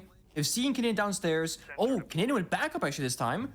Normally we see Canadian very much alone. He gets hunted down. But great drone work here from LG. Exactly, like the prep phase drone's really paying off. They know there was a bait downstairs. If they didn't have that drone, might have followed Canadian, but it been shot in the back from Nave instead. See whether they can do it. Ying on side, they're baiting it. They're not doing it this time. They're trying to force decisions from DC, C4, and then Eddie flanks. This is good. This is what we needed. We needed to see that additional position. NJR can't even get the C4 off in time. We even saw the Deathmark tracker being flirted by Hat for the extra intel. It's not even necessary in the end. C4 goes far and wide away from Eddie. Darkzero miles away from winning this in regulation. Bolo with the vertical angles up top, completely blinded, powerless to stop the execute onto the room down below. Maybe one kill will go his way if he peeks the IT breach. There's a little trolling certainly sanctioned if LG want to, but they won't. They play disciplined. Flawless round to go to overtime on Darkzero's own map. There it is, right? LG, they can look like a solid team for half the rounds. And that right there is an inexperienced team of LG that they're missing a couple of pieces, like you pointed out. Take garage control, get in the building, deal with NGR first. And they do the exact same execute with one minor adjustment. They deal with NGR, then they execute, and they plant in a safe position. They had the drone downstairs, they had forced Canadian on the C4 to leave that area, and they had a gun of demos below as well. There was no real way for DC to win that round unless they just hit ridiculous shots, or that C4 from Canadian later on would somehow get a multi-kill. That didn't happen. LG looked in full control in that round, and now DC will call that tactical timeout to enter, in classic fashion, overtime. Classic fashion for Darkzero, certainly. For Darkzero. Yeah. Oh, yeah. Also, if you're Mint, you're probably very happy you didn't pull the 6-5 timeout, right? Yeah. I mean, maybe you could have turned it around, but now that you've gone to OT, now that you know, you're in this position, now you can actually, get things settled, calm down the nerves on DZ. Sure, you'd like it to not have gone the distance at all, especially, I don't know, maybe you don't troll a 2v5 and you win this in regulation, but either way, that's the past. It is done. You're in this spot. That one key round for LG on their attacking side, that 2v5 is what has got us to this spot, has denied Darkzero the 7-5 victory on their map pick. And well, now things get a little more difficult. LG might be starting on the attacking side, but it has been 3 threes all the way through. Neither side having a particular edge, and on the heights of both teams' attack nicks, it's been pretty much the same story. Yeah. A clear endpoint. The attack knows where they want to plant. They get the control necessary to get to that point, and then they execute it properly. When Darkzero were succeeding, whether it was a rush or a late round, that's what was happening. When LG were succeeding, ignoring the 2v5, that's what was happening as well. Going back to that 2 versus 5, if you're DC, you're gonna be like, guys, we should have won in regulation and avoided overtime entirely. Because that's the round difference right there. Because that one round, that gives you that. DC after timeout and OT, they will actually go to the kitchen bomb site for the first time, likely to just change things up for LG. Okay, LG have shown they can attack the primary bomb site, so they know what DC are going to be doing. They have done the prep work. So DC will go to a more unknown bomb site that statistically has not been the most, defender favorite one, I would argue. And it can be tricky to defend, but with that, you have less experience attacking against it as well. For LG, who we keep saying is like a newer team, they're not going to have that same experience in this map necessarily to do it. But we've seen them have those executes. This time, it's not a Ying, it's a Capital, but they have good guns, soft destruction, Ram, Bug, and the Ash. They can do a lot of stuff here. Breaking walls, breaking floor. Opening kills, so important as always. Got Val cams on the side of Darkzero. You got a 1C4 pocket of Nave. Canadian, funny enough, actually playing impacts on the Valkyrie for a change. Don't see that all that often. But normally we see one person holding side with 4 roamers across first and top floor. That's exactly what DC are doing as well in this round. And even if LG aren't exactly practiced in actually attacking this site, any student of Nighthaven will know that taking the vertical control on this map, just as holding it on the defense, it is important for both sides to worry about. You can see that's what LG have done in the first minute and a half. Use those boogie drones from outside the building, opened up some key angles on the kitchen down below, now opening up the breach. But this Valcam gone unread on top house. Not going to be used for an immediate flank, but this will be great for the late round, Nick. Yeah, or C4 from Nave if you can get into the right position, but Nave is playing just keep it on site. Not gonna expose his position, just stay alive. We see DC now, the silhouettes, they're rotating back to side, trying to help NGR or Nave in case they hit the bomb site itself. There's a bit of a bait there from LG. They smoke, they flashbang, but they're still doing vertical control right now, and they find the Valcam. Canadian, if he wants to go for a flank now, has to do it based off feeling, intuition, and timing, not knowledge. Well, you have time, though. Will the site collapse beforehand? Canadian down in the process, though. So it's just most of these anchors remaining. Eddie spots him, but can't transition to land the shots in time. So that's man advantage for Darkzero, though a name only with Canadian down on the floor, likely not in a resable position. Never mind, my bad. I did not have enough faith in the camaraderie of Darkzero. The guns, I certainly believed the whole time. Bolo able to fell Wi-Fi. Hatton silent now in the 2v4. Again, we've seen 2vx's today. They're not something you can rely on, not something you can bet on consistently, especially since there's so many unread positions by LG in this late round, grasping at straws, scrambling for momentum. Silent stuck inside a house will make his way up the long hallway, spot one player, but no shots will land. Darkzero match point after a successful flex onto the kitchen site. And I think we saw LG that they just didn't really know how to get in the bomb site. They didn't have a way in. They had, taken top floor control, open up the floor, open up the walls to the bomb site, and then that was really it. Even when the mini execute happened and a couple kills went back and forth, we saw 2 or 3 attackers from LG not entering the site, committing to that execute portion of the map. So I don't think they had like a pre-planned strategy that was like, guys, you go here, 3, 2, 1, we go. It seemed like they were trying to wing that on the fly a little bit more and feel like, okay, what can we do here, guys? Someone's got to have a plan. Someone's got to have a way in, surely. But no, nothing really came into fruition that round. DC going to attack now. I would like to see the chaos. We saw the blitz, we saw the Ying, we've seen them do well on it. I mean, right now, Bolo's hovering glass. I don't think it's gonna stick it, but come on, man, one time. Maybe see the Mav line at the bottom of the wall, smoke it, glass looks through. I mean, it's a pretty well-known play, I feel, but just something. Classic rank strat. Anything? I was about to say, wow, Bolo's taking the thermite. Is NGR getting on? Oh, he's on Maverick. Okay. Oh, he's back. Never mind. I thought we were seeing NJR on the sledge again, but that is a time long gone.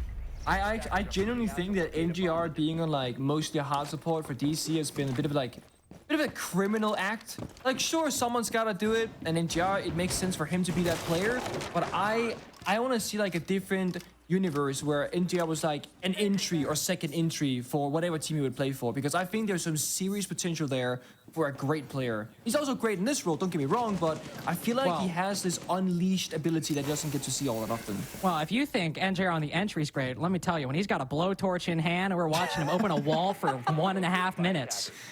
Oh, yeah? It is thrilling gameplay, I will tell you that much. No, NGR is good at what he does, and at least here, not the one to open up that wall. It's actually Bolo on the thermite to open up the assembly breach. Some evil eyes right on the inside to make sure that Darkzero can't just go in for a plant without their position being known or without forcing them to clear it.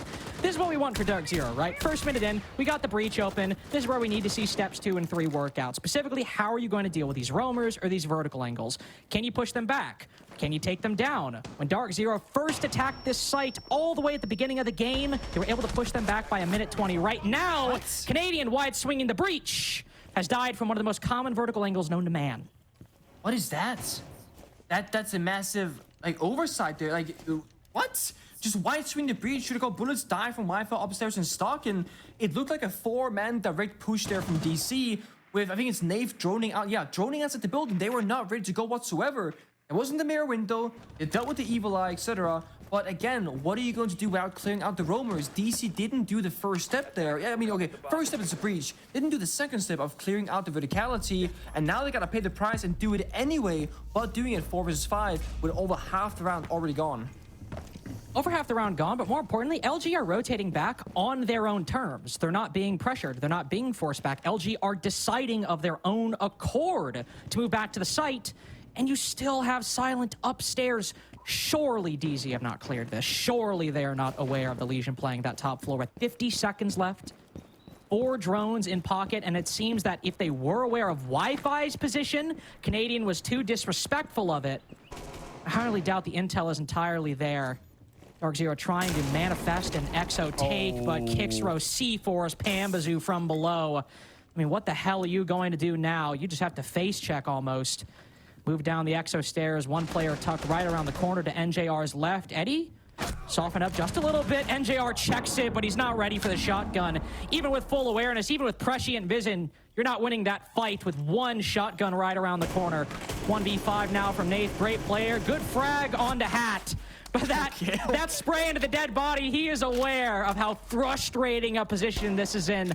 Powerless to win round 14 for Darkzero, as we need all 15. But most importantly, LG have a shot in the next 3 minutes of taking a strong DZ map away from them. Looking at this map in terms of this matchup in terms of predictions before anything happened in the first round, you would think, okay, how is it going to play out? DC will win their map of Nighthaven.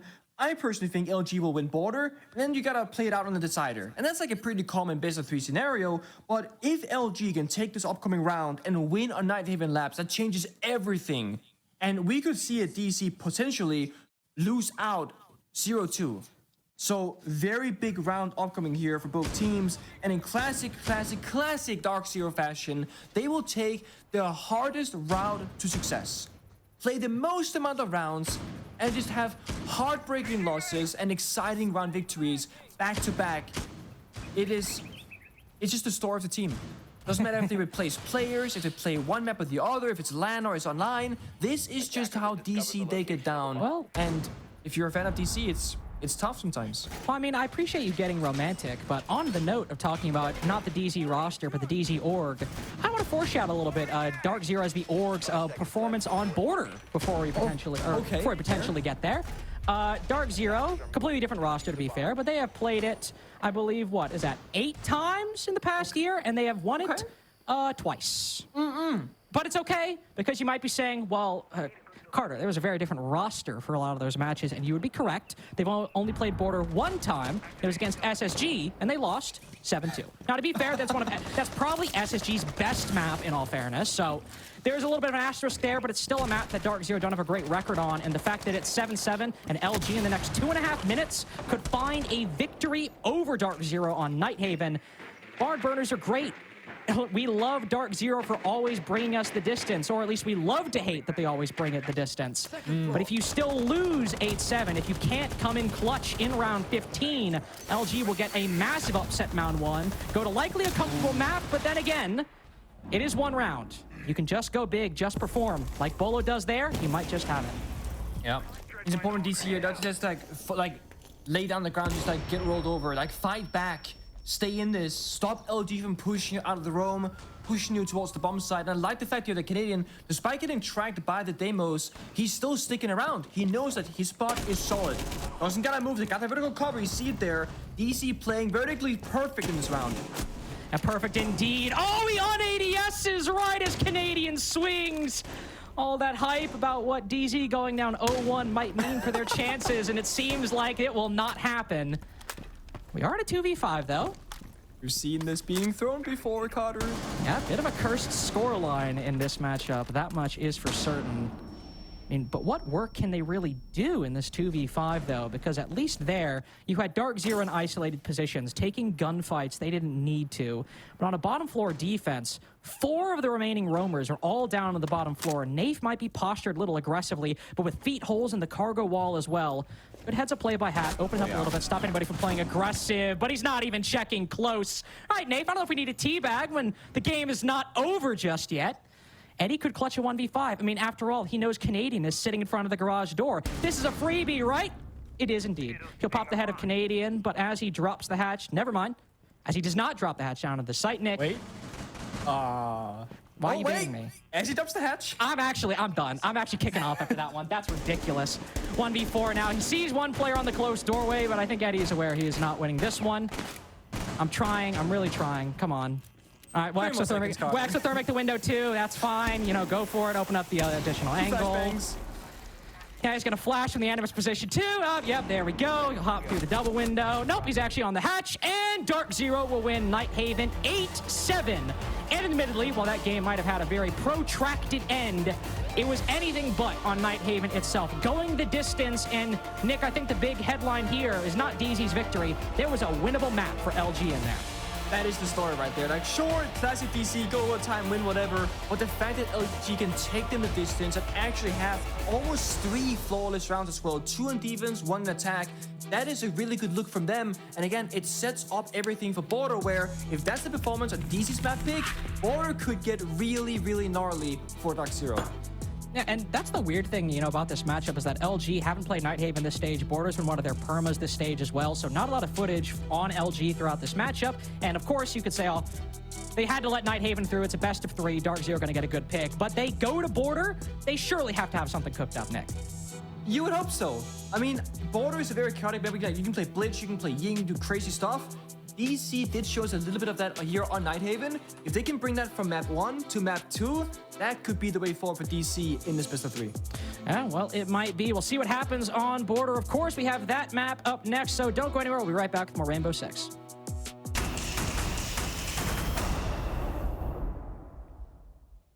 Well, map 1's in the books, and it's a pretty good showcase of why Darkzero love Nighthaven. It just wouldn't be a Darkzero game if it also didn't give their fans heart attacks midway through. This game went to overtime based on sheer grit and tenacity on Luminosity's part, but still, DZ get the job done. No additional points because you brought it to overtime in the first place. That is a solid map win for DZ. You just can't get it close that time every map and expect your fans to still be alive at the very end. I mean, this is typical DZ fashion, getting the blood pressure going super high, putting it all on the line and getting it down to the last final round to close it out, and then to have everyone take a deep breath on DZ, both the players and their fans. These are the games I love, though, right? I mean, we go right down to the wire. Both Darkzero and Luminosity showing some really good stuff. Some mistakes from both teams as well. Not a perfect game of Siege by any stretch of imagination, but both Darkzero and LG had some real bright spots in this matchup. I thought both teams had ups and downs. They learned from their mistakes. They adapted. They tried A, they tried B, they tried so many different things. 15 rounds on Nighthaven, every single one of them exciting. This was a fantastic game. Yeah, I mean, for me, we were talking in the back, which team was looking the best, and truthfully, I think LG looked better in this situation in terms of just the adaptability and how they were moving around the map and trying to meet DZ with that aggression that I was talking about that I wanted to see, and which is why we saw it go to that 8-7, that we didn't see a landslide from DZ, even if this is DZ one of their favorite maps or they're just really strong on the map. LG had bright spots, not just because of how close they came, the number of times they got it down to a 5v1 in their favor, and there's only one guy on DZ left alive. Or the times where they claw things back from a 3v5, 2v3, moments like that. They had clutches and they had adaptability, and yet DZ still won. So that's a really good formula for DZ if they're able to come back from all of the things that LG were throwing at them in this game. Yeah, and I mean, you know, we saw it even in the stats there that LG ended up having more kills than Darkzero in that game, still lost the round 8-7. I think a big part of that comes down to the special operators, the operators that sometimes aren't default into the games. The big one for me was Blitz. Yeah. We saw Darkzero and LG both bring out the Blitz in separate rounds. We can show you them here.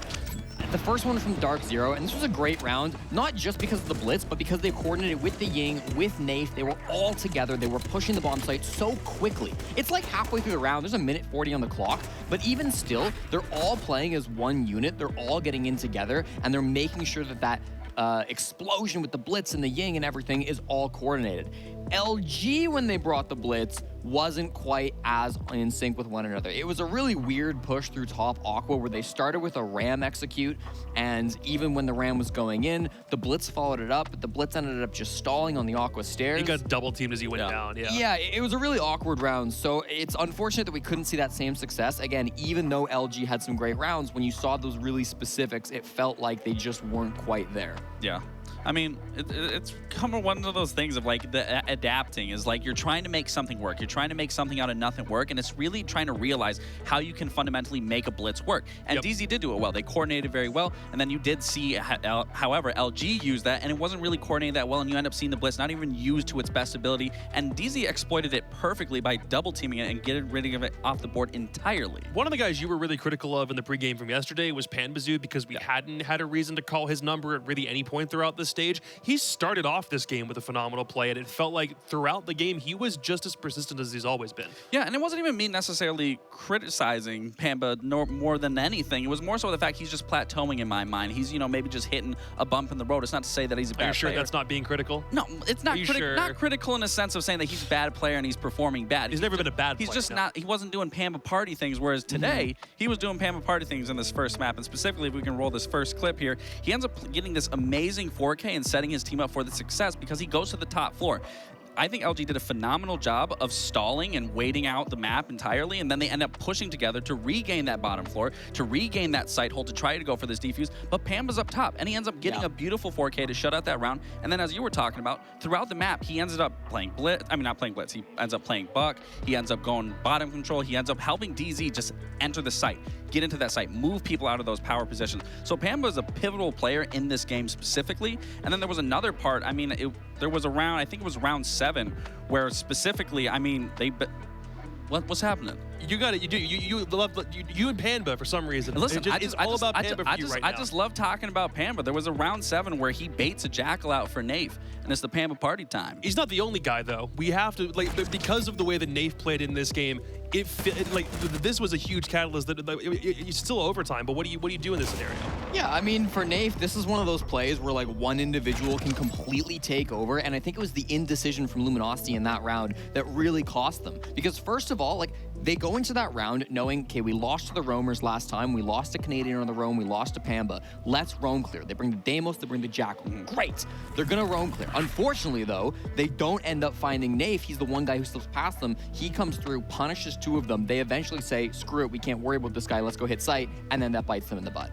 So how many times did we see LG in that really bad, or the good scenario where they were up 5-1, and then suddenly it felt like, I think what they had, how many more kills than DZ did and still lost overall? It was 1 or 2, but it's still the fact that you lost and had more kills. That is very, very rare to happen. Yeah, right. Yeah, definitely in Siege, because it's either you're getting the bomb down and securing it, or you're killing everyone and not needing to get the bomb down. Yeah. But when you look at the board across from both teams, I mean, this was a team effort from each end. It wasn't just one player individually outshining one or the other. It was everyone setting each other up for success, whether that someone does walk away with 14 kills like Kicks, or even Nave coming in with 15. Still, like, everyone is very relatively close in terms of success and being on that board. I didn't even realize they were up that high. Like, really good game across the board. That adaptation back on round 12 as well, the fact that they realized the mistake they made in round 9 and were still able to fix things, makes me wonder how much better they're going to be on Border, because we still haven't seen really any of Border in North American play by comparison to your Nighthaven, your Clubhouse, your Skyscraper even at this point. I remember when Skyscraper was not in NA's meta at all. Now Border's not, but it's still being played in this series. Well, I was a little worried in that interview that we were watching of Hat saying DZ doesn't look like they have any faults, that they're like a perfect team. And it made me question of, well, if you want to fight DZ, you have to be aggressive. That's what every team in NA has been doing so far, is they meet DZ with aggression on those defensive halves. And then you saw LG doing that specifically, and then sure enough, we see an 8-7 round. So clearly LG knows what they want to do. They just have to be a little better on some of these rounds and not make those small mistakes. I don't like the Border pick. Because I think when you look at, for LG, because they picked the map. Okay. Because when you look at LG's successful defensive rounds, a lot of them are coming off of both on Clubhouse and the map we just watched. They're coming off of Bandit plays, Kaid plays, Two Brow plays, rounds where they can really slow things down and force Darkzero to stall out. That's where they looked the best. But when they had to get into those early gunfights, when they were fighting DZ on the roam, when they were getting into those early engagements, Darkzero were usually winning them on their attack. Border is not a map where you can slow down the attackers. The gunfights are going to start right off the bat, whether you like it or not. So I'm a little bit concerned coming through from Luminosity. I'm sure they have a plan. There must have been a reason they picked this map. But for me, their strong point has always been slowing the game down and playing that utility, and it's very hard to do that on Border. I mean, it's another map they haven't played. We saw that Nighthaven was one of the ones that we talked about yesterday. They didn't put in their arsenal at all when they reforged this team.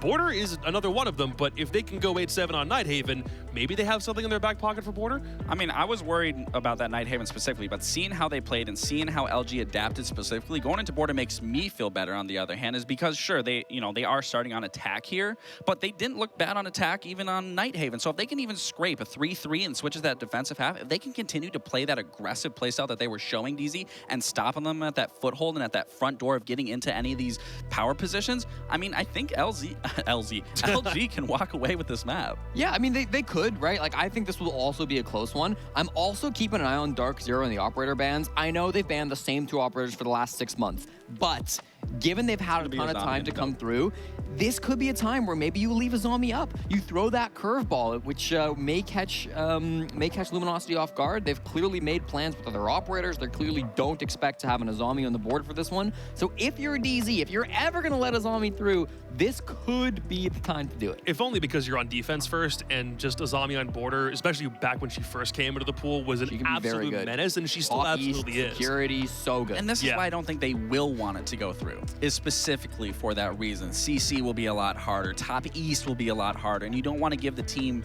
when they switch that defensive half, that advantage, even if you start on it. So I'm going to think Doke and the zombie are still going to be permanently banned. Probably, but I want to see it. I want to see them. Is this the map where LG counterban Pulse to make sure that Troy just doesn't use it? They banned the Solus last game. You can't ban Solus and you can't ban Pulse, so you're not really banning Troy out one way or the other. He's getting that information no matter what. We'll figure out where plan is going down, for sure. Well, Border's coming up next. This one should be a doozy, just because how many times have we seen Border in North American play? It's very, very little, and Penguin Lynx are going to take us through it. I want to see if they ban Doke and Azami. I don't care, man. I just want to, surely, Nick, if there was ever a time to change where Azami can literally change the way you play CCTV, just help you so much on the defense. Maybe they'll break with a trend, maybe just a little bit.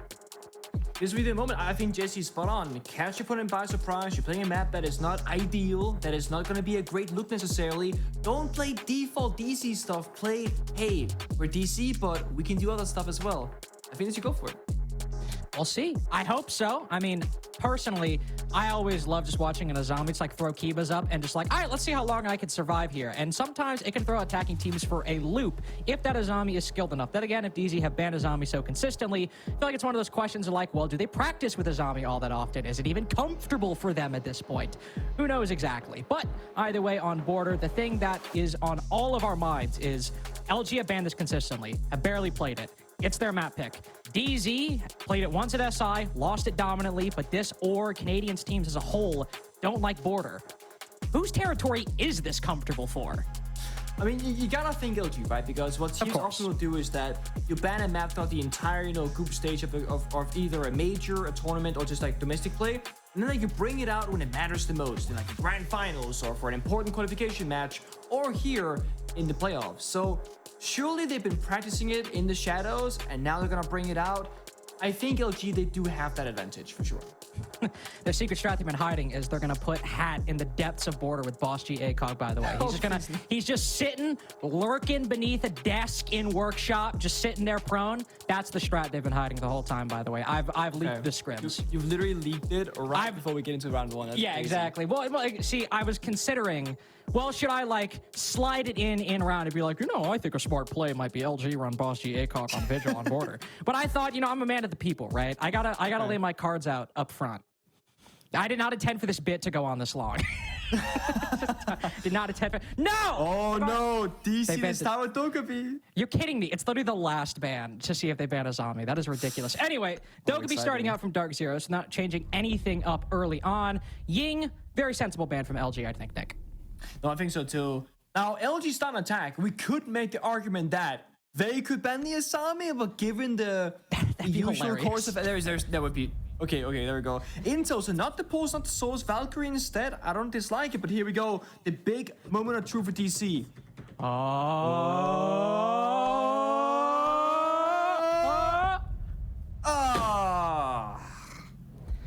They banned Azami. Some things truly never change, huh? I did the math. Should I tell them the math I did? I know they showed the stats. I specifically have it in percent form. I don't know if Jesse said it in percent form. I know he said the numbers. They banned Dokkaebi Azami in 75% of their games in the past, I believe, 6 to 8 months. Like that specific ban combination. So there you go. That's I guess 76%. I don't know. I don't know what 1% equals.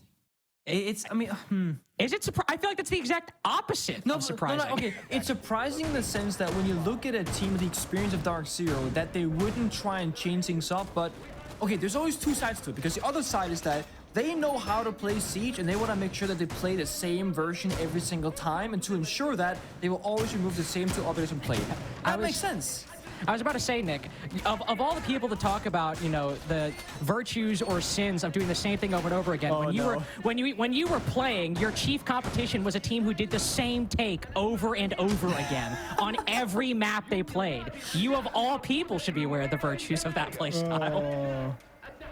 That takes me back, man. But yeah, you're not wrong. Admin take number 87 coming up. Sweet. Yeah. Yeah, I wonder what we're gonna do this time, boys. What they're gonna do this time, boys. But the thing is, even when you know what your opponent's gonna do down to a T, it's still very difficult.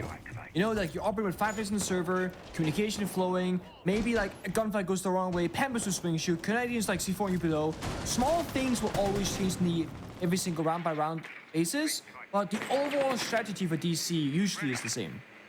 At least the strategy right here, we can see a bit of aggression in break room. We got the castle barricade on the double door behind them. I always forget that's an actual doorway half the time. Oh, yeah. But he's put a castle barricade up on it, and you can see Luminosity immediately deal with it. Damn. Have fun, Canadian. I was about to make a comment, like, I mean, Troy's not solo roaming. He's by the... Oh, he's dead. Well, that's not ideal. I mean, to be fair, you're not losing a whole lot of utility with the castle, but again, it's a case where Troy positioned Canadian positioned very aggressively, opening pick, 5v4, playing inside a break. It makes the CCTV player a lot more vulnerable, but Pamba at least is able to find one. Not sure if that was on a jump out or where exactly that was, but he cuts down Eddie the hard breach, and now castle for Ace. That's a pretty damn good deal if you ask me, but then again, Silent... I think he's still on the market, looking for more through that rotate. But as he backs off, seems we might have a bit of a reset. No, never mind. Bit of a gap found by Pambas, who somehow gets ahead of the East Stairs coverage. This has been a border round if I have ever seen one.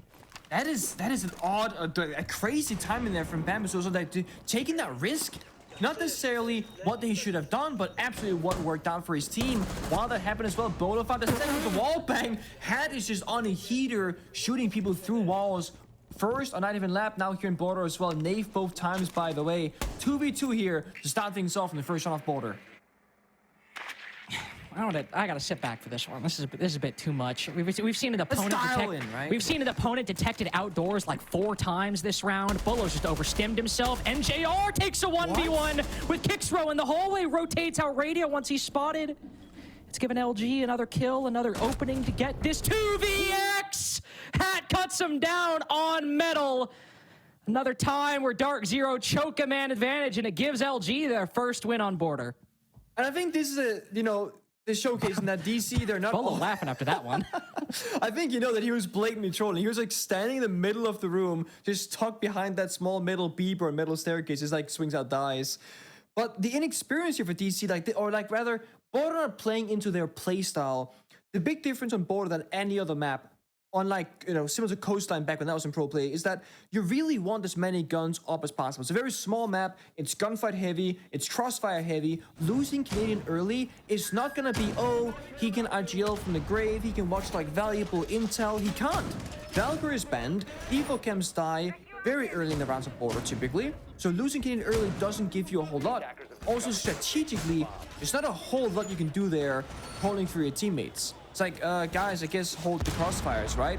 But it's up to the players to hit the shots and get those timings to communicate together when they go for those swings.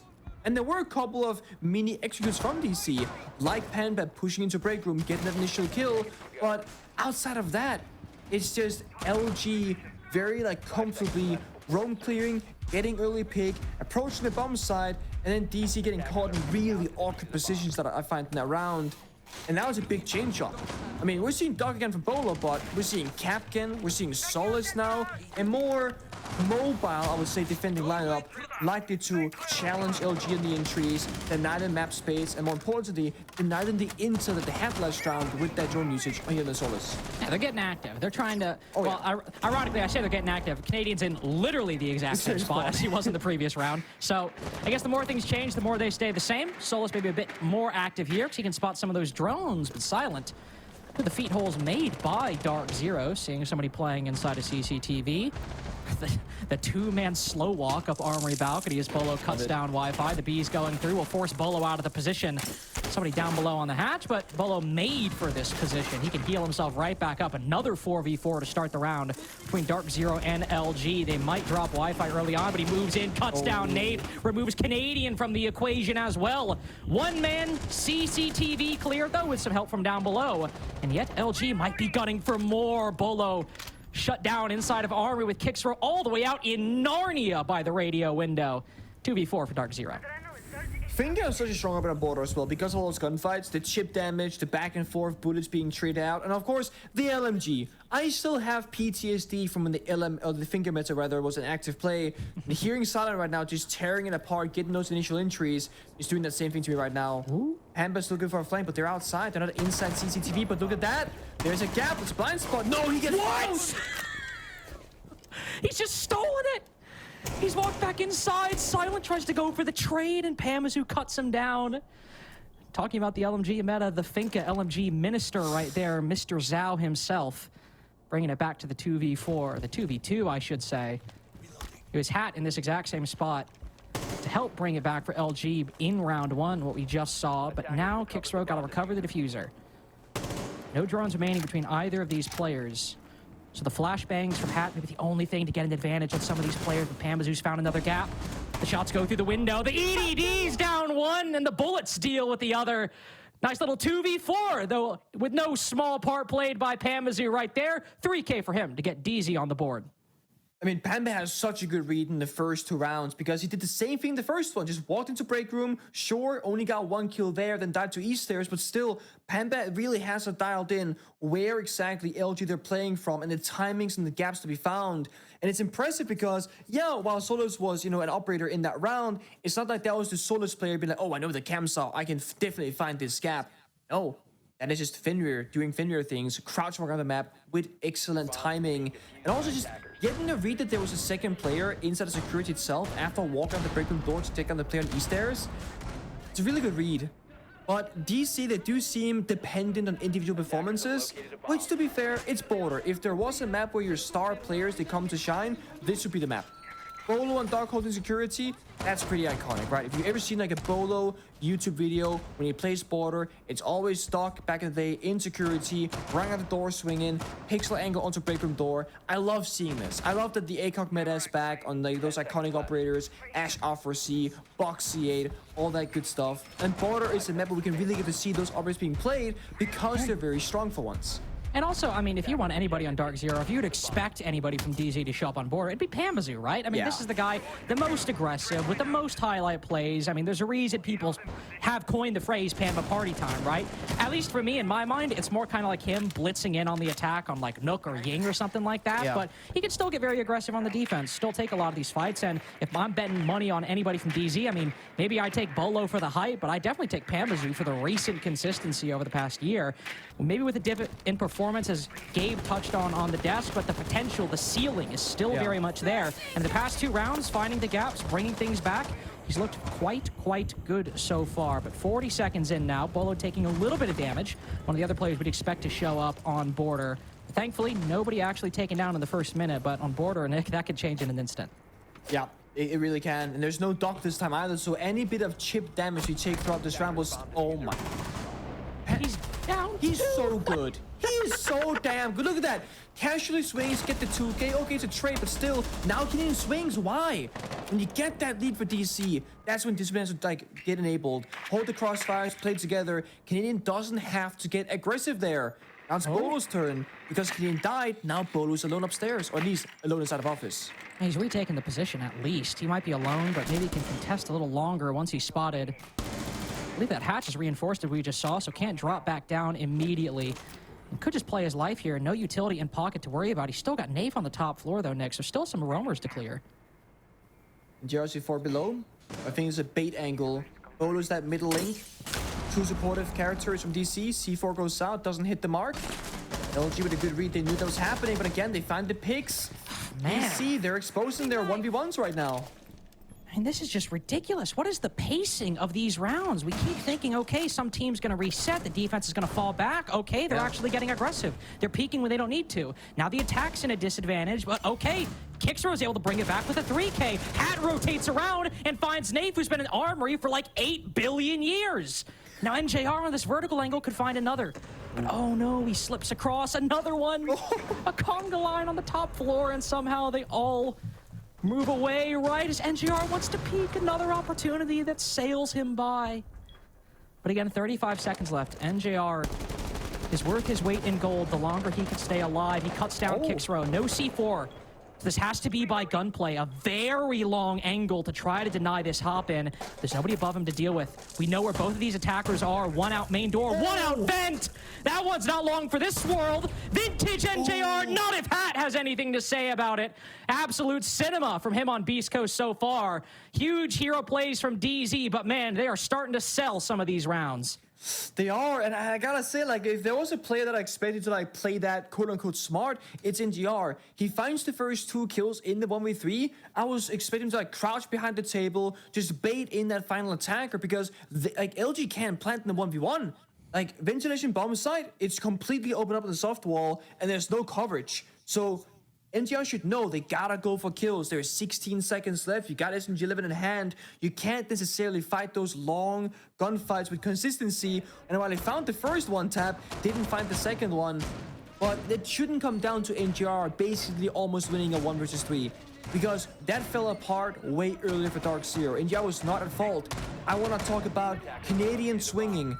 That was like the beginning of the end, if you will. Where, okay, Panban makes a play. They have the rest of top floor. Canadian swing solo. He dies. We didn't see exactly how Bolo died later on, but similar story. He was playing stuff Archives, died alone. Then Nave had to fall back. Instead of dropping down the hatch towards the bomb site, they were flank into security for a second attempt of a gunfight, but then he also died. That's how NGR was left last person alive downstairs. DC certainly had the option to fall back. They chose not to. And again, if you want to fight it out, you absolutely can. But I feel like for DC's playstyle, this just shows Order is not stylistically their map in terms of how they play it out. I mean, to be fair, if we all want to be objective, I don't know if you could entirely say it looks like LG so far. I think it looks very just haphazard from both teams, gaining and losing advantages as quickly as they establish a position in the round. DZ, 4v5, Pambazoo double kill, 4v3. Kixro triple kill, 3v1. This round, this game has almost entirely been defined by who's winning the fights, who's getting it on the swing, but more specifically, who is popping off. And in this case, it's just been LG doing it a little more consistently. Pambazoo somehow on 1 HP from the same position as last round. Gets the kill on Kixro, and with Bolo sticking Doc so consistently with one singular stim, puts Pambazoo back to full. Silent retaking the position. Even if he doesn't find a kill here, at least he knows Pambazoo can't reaggress without walking into his crosshair. My bad, my friend. I forgot about the radio window, and it's clear Silent did as well. Pat's certainly now aware of Bolo's presence. Pambazoo can't be stopped. One more on East. Make it 0. Flawless round for Darkzero. I know who the MVP of Darkzero's defenses is. This is ridiculous. Like, this is not a team that's playing Border. It is a one-man army. And how did you do it on the same door 2 rounds in a row? And not only that, but it's the first kill on door and goes, you know what? I got one more trick up my sleeve. I'm going to jump out the window. And then I'm going to go back to the door and just get kill after kill after kill. That, by the way, was a customs defense, if I wasn't mistaken. So they play... I think it was. I didn't see the bomb site at any point, but I saw the outlines, So, like, it was they play customs bomb site, which is, like, never happens. And it's really hard to defend. But if you do it like that, just getting all the kills, I mean, that is the most secure way to win a defense round. Because if there's no enemies left, you literally just win the round. 11-2 for Pambazoo. And I don't even think that these rounds will be the problem for LG. It's about the rounds to come. When a player like Pambazoo is getting so much confidence to ego challenge every single gunfight and win, I am actually worried about LG when Pamba goes on the attacking side. Because that's when the entries become even more valuable because you get that map space as well. On defense... So you go? No, I was going to say, quick note, I just noted, I think Pambazoo has at least 2 kills a round, by the way, talking about somebody popping off. Like, he's got at least 2 kills every single round so far. And that's a very valuable stat because it's not just him getting an ace 1 round, that's half his kills. No, he is consistently every single round finding value. And you got Navy Canadian, they're 0-3. We haven't even really noticed or talked about it because it hasn't been an issue directly because Pambazoo has gotten the kills for them, if you will. Nathan looking to get aggressive. Maybe not jump out the window, but certainly holding a potential walk up. Oh, wait a second. He is calculating the angle. Is it worth it? He's got the calculator out. It's like, is this like, you know, risk assessment? Is it worth the risk reward? I don't know. He jumps out. Oh, he's back in. It's fine. Kixro was on camera, thankfully for Nave. He stays alive. We see Eddie on the Monty now. Maybe he's trying to slow down the pace. Monty and the Brava. Different approach here for LG, but it also sets up a potential Archives door plan, which we have seen so many times before, especially in ranked play. And there's no Canadian on a C4 downstairs to stop it, but there is Nave and NGR, 1 C4 in pocket each. Canadian falls early. I gotta say, seeing Pambazoo on the east side of the map, I'm starting to shake a little bit. The work he's been able to do over here is certainly concerning. At least we have a Monty to keep him contained, maybe. I think he just hopped out a window, so we're trying to certainly regain that momentum. I think Silent is slithering across the courtyard balcony at the moment. Prone on Finko will spot the mute playing inside of CCTV. Again, the game has been defined by the gunfight so far, and I didn't even mean to time it that well. Nafe is able to get aggressive and cut down Hat in the process, but it's all solo from LG right now. Hat pushing his own angle. They are trying to coordinate on this position. They are trying to clear out break, but they aren't finding anything. They're taking free control with NGR not actually contesting it that heavily throughout the round. Bolo seemingly still over there. Now this Monty providing a lot of problems in from the radio window. Finally, Pan Bazoo is shut down on this angle. Now LG should surely reset for the execute. No one helped Panda either. Like, he's completely on his lonesome, fighting the Monty, fighting two guns, etc. So DC kind of selling, at the very least, letting Panda be on that island all alone. Now there's 50 seconds left. They have to go for swings. They gotta find those picks. Bolo finds one, and JR doesn't. Not the second for Darkzero. Kicks are able to gain the momentum. Monty ADS with the shield unextended, trying his best to cut down the dock, and will do so successfully. We'll soften up Nafe a little bit. He'll drop down below. He's got one C4. One opportunity to get a kill before he has to rotate to the top floor. Only 20 seconds left, though. What intel is available for Darkzero on this site? Is there a bulletproof? Nothing. Can he play off the sound? But right beneath, he hears the Monty unshield. He's got the lineup. It goes out. It's shot midair. Wi-Fi with the round-saving spray as Nate forced to rotate through beepers, and Kixro cuts him down as he ascends the staircase. Another very hectic round. Neither team gaining a lead, but LG at least convert the one they acquire in the late round. That's if likely wins the round there for Nate and Darkzero, because that would have taken out both players, the planter and the cover, down to a 1v1 with like 7 seconds left on the clock, forcing the attackers to plant. And Nate playing downstairs, of course, can just run up the staircase and then get that final kill. I like the Monty pick. It didn't necessarily do all that much in the round, but it did the one thing they needed. Find Panba, isolate Panba, take down Panba. Monty there, of course, got the kills with Bolo inside security, but that's not the raid buzz that you worry about all that much. And it almost looked like for a brief moment that the attack from LG was designed in a way. Figure out where Pamba's playing. Okay, he's office, of course. We're gonna go security break room. We're not gonna deal with Pamba's, right? But then they changed mid-round and said, you know what? He's alone. Nobody's helping Panda because all the guns are faced towards security. So LG kind of baited the setup because the Monty was alone for the majority of the round. Panda knew that. But then they rotate the guns. Monty's no longer alone. They get that pick. They work from there. DC looking to get this round, get that 3-3 half. This could very well be the same play out as Nighthaven Lab, where it's one round back and forth all the way to overtime, because that's exactly what happened in that previous map. Well, if you're DZ, you're hoping it's not that close. You do not want the road all the way to overtime. But they win in overtime, Carter. It's fine, right? They just don't always win in overtime. I mean, like, they go there consistently, but like, talk about Nighthaven, they lost an OT game to FaZe in Atlanta. Yeah, I got that off the top of my head. I remember. I was there. Okay. I will make a counter argument. Do you think LG is FaZe left? I think you're a good team, but when you've got the Galati Bugatti in the lobby, anything is possible. Okay, that is all I am saying. Anyway. Oh man. No, I do not think LG are FaZe claim, but I do think that they are in the lead, up 3-2. That's a very easy thought to come to, given the score on the game. Silent consistently trying to crouch walk around this break room area. Long angle held by Wi-Fi. Galati himself. Good night. Talk about vintage NJR earlier in the 1vx. That is 2019 Bolo with the Doc A call, getting a clean double kill from inside of CCTV. Probably making the most impact we've seen from that position. Canadian on the board, everyone. Alarm bells are ringing. His break room position not dealt with. And now finally able to get a kill. Only one gun actually up for LG, as Eddie will likely be full shielded for a good portion of this late round. And by the way, in case you were curious, it's Teller's bathroom. Yeah, I mean, the bomb set hasn't mattered for pretty much any round so far. The entire round plays out on the roam, clear on the killing spree upstairs. You gotta wonder for Eddie and LG, why not just take a Monty in security and deal with Bolo on the dock? He finds Panda, now he finds Nave. It's the melee angle, Medi. Come on. Yes, there it is. Monty action. What are you gonna do there? It's so frustrating to deal with, but is that from below? He's been impacted? Oh, wow. Dude, what is this game, man? Crazy things happening, but NDR doesn't know.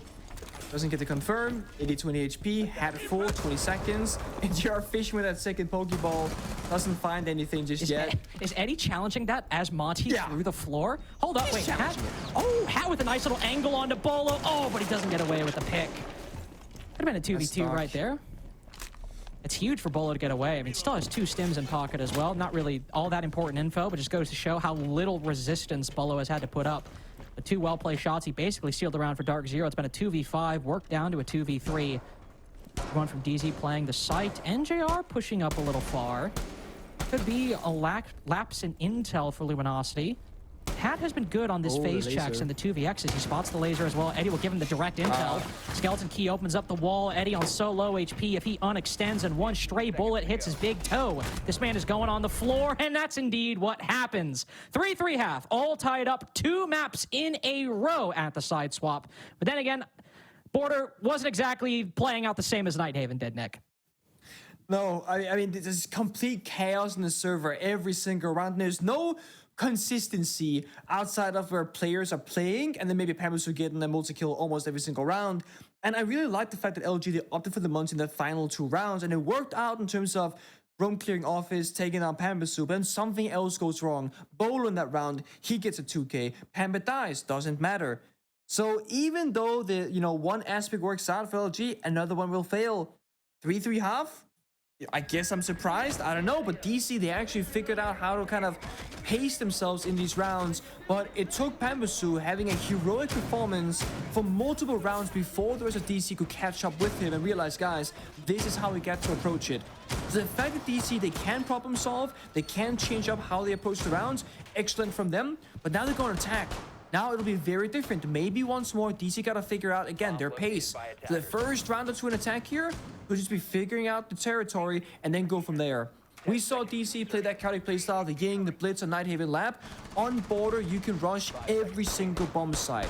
You can play in the chaos. And when you have Pampas on 11 kills, I wouldn't be surprised if they would up for it. The only thing that makes it a bit more difficult, LG banned the Ying. So that power operator for the rushes will be gone. You have Blitz, you have Monty, you have Lion, for example. You still could make something happen. There are operators that certainly could facilitate and execute. I think right now with the lineup, though, I mean, we likely will see Darkzero go for a plant. It is Darkzero after all, but a quick play does not seem on the cards right now, especially with the lineup LG are bringing. I mean, you got the castle barricades just to start.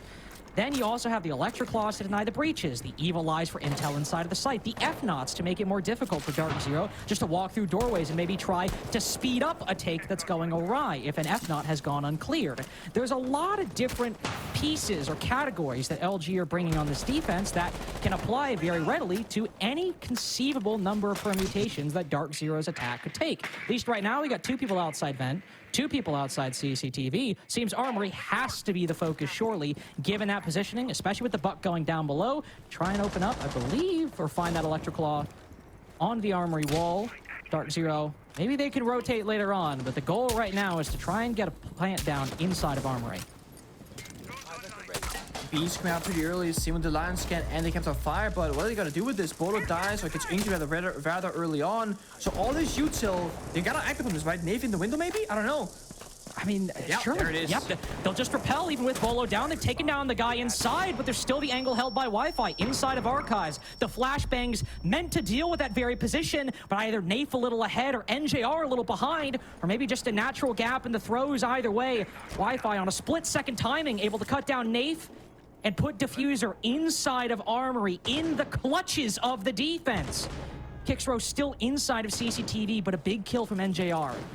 To make this a 4v3, to make this a 4v2, surely some over-peaking and a little bit of trolling for LG right there. As from vent window, he's brought this round back from the brink. He's brought it to a 4v2, a very convertible man advantage. With Diffuser still inside, Silent drops down. Some attackers down below, one outside main door. There's intel, or at least the reaction from Canadian. Able to cut down the Aruni, and Kixrow still off site, can easily rotate back, but he's spotted just for half a second. Smoke bolt goes on in. F-Not triggered, knows someone's inside of Archives, but doesn't know Canadian is close on Sandwich. 4v3, and if you thought the side swap would change things, nope. It's 7 rounds of chaos on map 2. I was going to say the exact same thing. I mean, the side swap, but the exact same outcome in terms of what is actually going on in these rounds.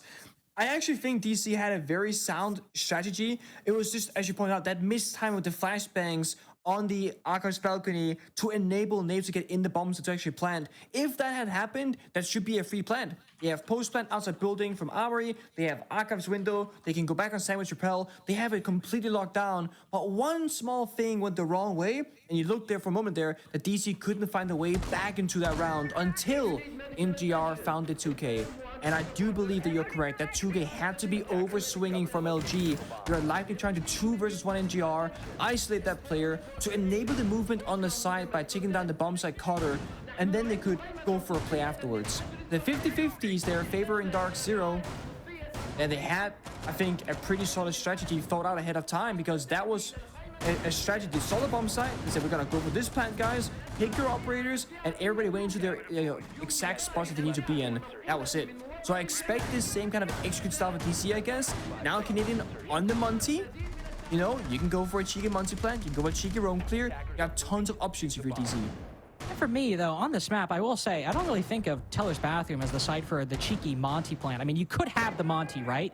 But typically, you got some tools like maybe a bit more smokes, maybe with a glass, maybe with a... Obviously, we have the Grim, but usually just hopping in the window and overall a pretty normal setup. It's not at least how I think kind of those plants on Teller's Bathroom go down. And, well, Canadian is starting on the opposite side of the map, so it might actually be a little bit more of a full clear from Darkzero. The Monty plant still could be very much in the cards. I mean... Right now, actually, what were those X-Kairos actually detonating? Do you see? They just got tapped, I think, by Eddie through the wall. We saw a bit of Customs angle, I think, from Passport Door. Ah, gotcha. A bit of roam pressure there. Right, I think with these spawns with the setup, it's like a bit like Canadian, DC, take top floor office, walk down east, breach the wall to the bomb site, or walk in and plant with the Monty baby. Courtyard. Yeah, exactly. Canadian, I like this approach. And roam clear security very effectively with the Monty. Just walk in, yeah. They fall off 90, they reinforce rather. Fountain wall, and in 60 seconds they've gotten half of top floor in control. Basically have armory, they have security, and again, really good pace for DC. And you know what's nice about this round? Like, I actually feel like I know what's going on. Like, I know what's going to happen. Like Canadian walks over to security. Sure, that impact grenade, little surprising for both me and Nave, but he lives. It's still a 5v5, and they know Eddie's down below as well. But the pacing makes sense from both teams. Canadian pushes CCTV, response, fall back and reinforce. Darkzero push further, response, fall back from LG. Now, to be fair, with half the round to go, there is a very drastic fallback. I always say these things. I always make these bold claims. And what do I find? Hat sitting behind a computer monitor decimates Bolo inside of Armory. Pamazu just with 1 kill. So it shortened the lead a little bit for LG, but it's still the 4v2, still them in control of this round. 2 Frost mats below radio window, and Canadian, a lot of bullets in his back. His hat's still alive on the top floor, but NJR, another double kill, 2 rounds in a row to bring seemingly a losing position for Darkzero back into the realm of possibility. I don't understand these rounds, I don't, but if you're Canadian, you're happy, right? You got an extendable shield, walk around the place, get some intel, yellow ping information as well. Now, if only that wall was opened up, and the wall was the wrong way. Eddie gets the kill. Can you know 1v1? Come on. Not happening. Not happening. Not at all. I literally complimented that round, Nick. I was like, I could tell what's going on. The pacing makes sense. Oh, 8 kills have happened in the span of 5 seconds. Hat's been unread behind a Windows 95 PC. Well, there goes that round again. So 8 rounds now in a row. But there, it is at least decently obvious what happened, right? DZ clear, almost everything they want, but one component, Hat, unread inside of Archives. I mean, it is that simple. And then there's chaos afterwards. The bomb side has been pretty much irrelevant for every round but one. DC's first attacker round, we saw the bomb site. We saw where it was happening. We saw plant go down. I feel bad from anybody from Beast Coast trying to like prep this game and they're trying to rewind. Like, what the hell site was that? What strat was this for? Oh, it's another Pamazu Alvis round getting 3 kills. Okay, my bad. Well, hey, it's been a long time since then, okay? He's at a measly 12-5 now. He's cooled off a bit. He has cooled off, that's for sure. I mean, but truth be told, all the DC players, besides Nave maybe, they've stepped up because Nave and Canadian was both 0-3 going to like the 4th or 5th round on the defense, and now it's 4-5 Canadian, 2-7 for Nave. You know, still a tough time ahead of him. But yeah, prepping for this, you're thinking, boys, are they saving strats for the real game later on in case they win, or I think happening? I think you're thinking we just don't pick border. Just don't pick it.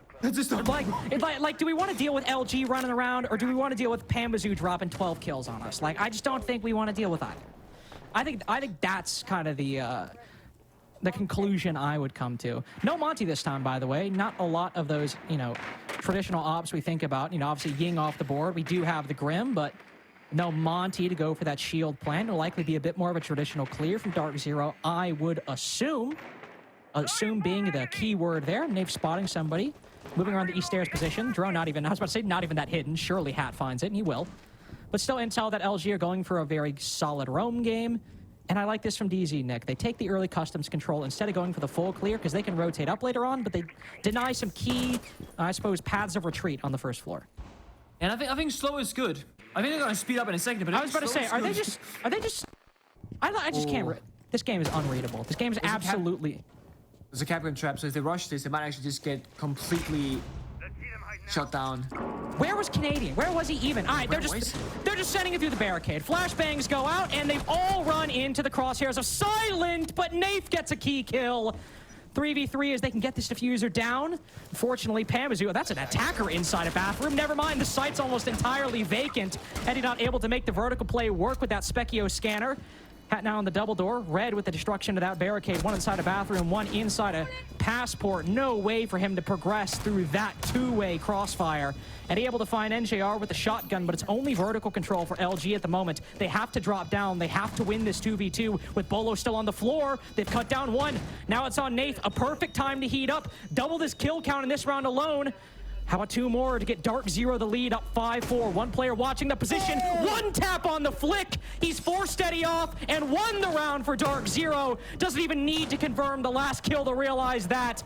Nave stoic as ever inside of customs will get that final kill. A 4K, I believe, from Nave. Getting the lead for DZ in style.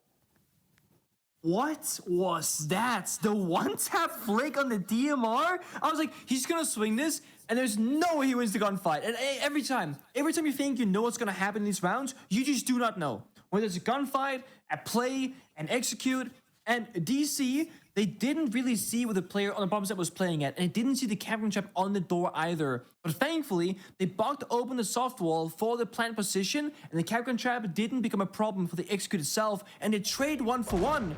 But again, it gets really messy in the post plant. DC got on top though, thanks to the heroics of Nath. NGR couldn't get that 1v3 earlier. Nath seals the deal this time around at least. But it's a round back and forth. No one really getting any significant round lead here on border. And yeah, try and predict these round outcomes. I dare you. I double, triple dare you. Yeah, I'm sitting there and I'm like, all right, like we're just, we're just having like kind of coffee and biscuits, or I don't know what are the crumpets? That's what it is. Tea and crumpets. Tea and crumpets, because we're British now, because Nath was there. Inside of customs. They were sitting there and they're like, all right, execute time. They sprint through the barricade, and clearly the read was that there was nobody on the site. Darkzero very smart there, but at the same time, if Nath doesn't get that kill on the entry, it could be a very different round. But ultimately, Darkzero the one's up 1-0, right? Darkzero have won the first map. This can be a hectic game. This can be another 7-7 or 8-7 barn burner. But with Darkzero in the lead, they just need to get enough of these chaotic rounds to come out on top in enough of these dog piles on the site, or off the site for that matter. And they can still win this 2-0, even if LG make a compelling argument. I still don't know where Canadian died last round, by the way. I have no idea. I can't even think about that, man. I just gotta like restrict my focus to figure out what's going on in half these rounds. Oh, I know. LG holding security as they have, or as they have to rather. Silent the Sami DMR inside a break room. A great gun for those long engagements. I like that DC are playing relatively slow early on, forcing movement there. Kicks swinging out. He dies. Again, I don't know where. Break door, perhaps. So there's almost 90. I'm not entirely sure. But again, too much movement from defense. They get caught in these default angles. Big surprise to me. Big surprise from LG. Big surprise from DZ. It feels like all these rounds just put together on the fly. I mean, clearly, pre-planned stuff, but So many adjustments, so many changes, long angles, close angles, quick swings, 5v3 for Darkzero. That much is at least certain. And intel on one player playing inside of Archives, not even trying to power him. Pamazoo instead pushes up metal. The flashbangs, though, it is just meant to blind the player Archives and allow him to push up metal. So sure, Pamazoo's blinded, but the true goal is accomplished. They got the 5v2. They got in a position to put this diffuser down, and as some start lining up for the Aruni, it's still a flawless round for Darkzero. Up 6-4, again, LG able to come back from that on Nighthaven. But this game is much more ephemeral, much more difficult to take control of. The good team play there from Darkzero, every single player working together, right? We see those like mini executes. Yeah, the flashbangs blinded Pamazoo because Pamba overly aggressively swung Archive's door, but it's one of those things where a lot of teams will just say, okay guys, push in, up metal staircase, into outside, get the kill. DZ had that small addition on top. Hey Pampa, push into this door. I'm gonna flash one of your angles, so you only have to worry about the other one. And it sets the team and the individual players up for success. And every single player, again, had a purpose in that round, holding a valuable angle or getting down that diffuser. And again, that was literally a flawless round with nothing going the wrong way for DC. LG, though, they lost 2 players to either swing in a door or exposing themselves to a default position from outside the building, making it a little bit too easy for DC, I would feel like, to just run over them. Now a Darkzero on series point, up 6-4 on their opponent's pick. Just one round in regulation, and they will save themselves from having to drop down to the LCQ. As remember, this is the playoff match that was supposed to be yesterday, which means whoever wins this does not guarantee the major. They don't lock in anything, but whoever loses this is confirmed to go to the LCQ. They'll play SSG in a seeding match, of course, but they will have to base their hopes of making Manchester on the LCQ, where only one team can come out alive. Whoever wins this, of course, will play Beast Coast in the matchup at the end of the day. Darkzero seem like they might be that team. Again, a lot of us predicted that, Nick. I think a lot of us felt this would be a DZ win, even potentially a DZ 2-0, despite a lot of our reservations about Border. And ironically, I feel like a lot of those reservations have been well-founded, but credit to DZ, individually from Pamazoo in the first half, and just enough here or there in the second half. They've gotten the lead over LG on Border, and we've talked constantly about how chaotic Border has been, how it's been difficult for either team to keep a lead, let alone convert it. Darkzero up 6-4. They've got 2 chances to close it out in a team as disciplined as DZ, especially after an execute that we saw in the previous round. It seems like they're starting to figure it out at just the right time.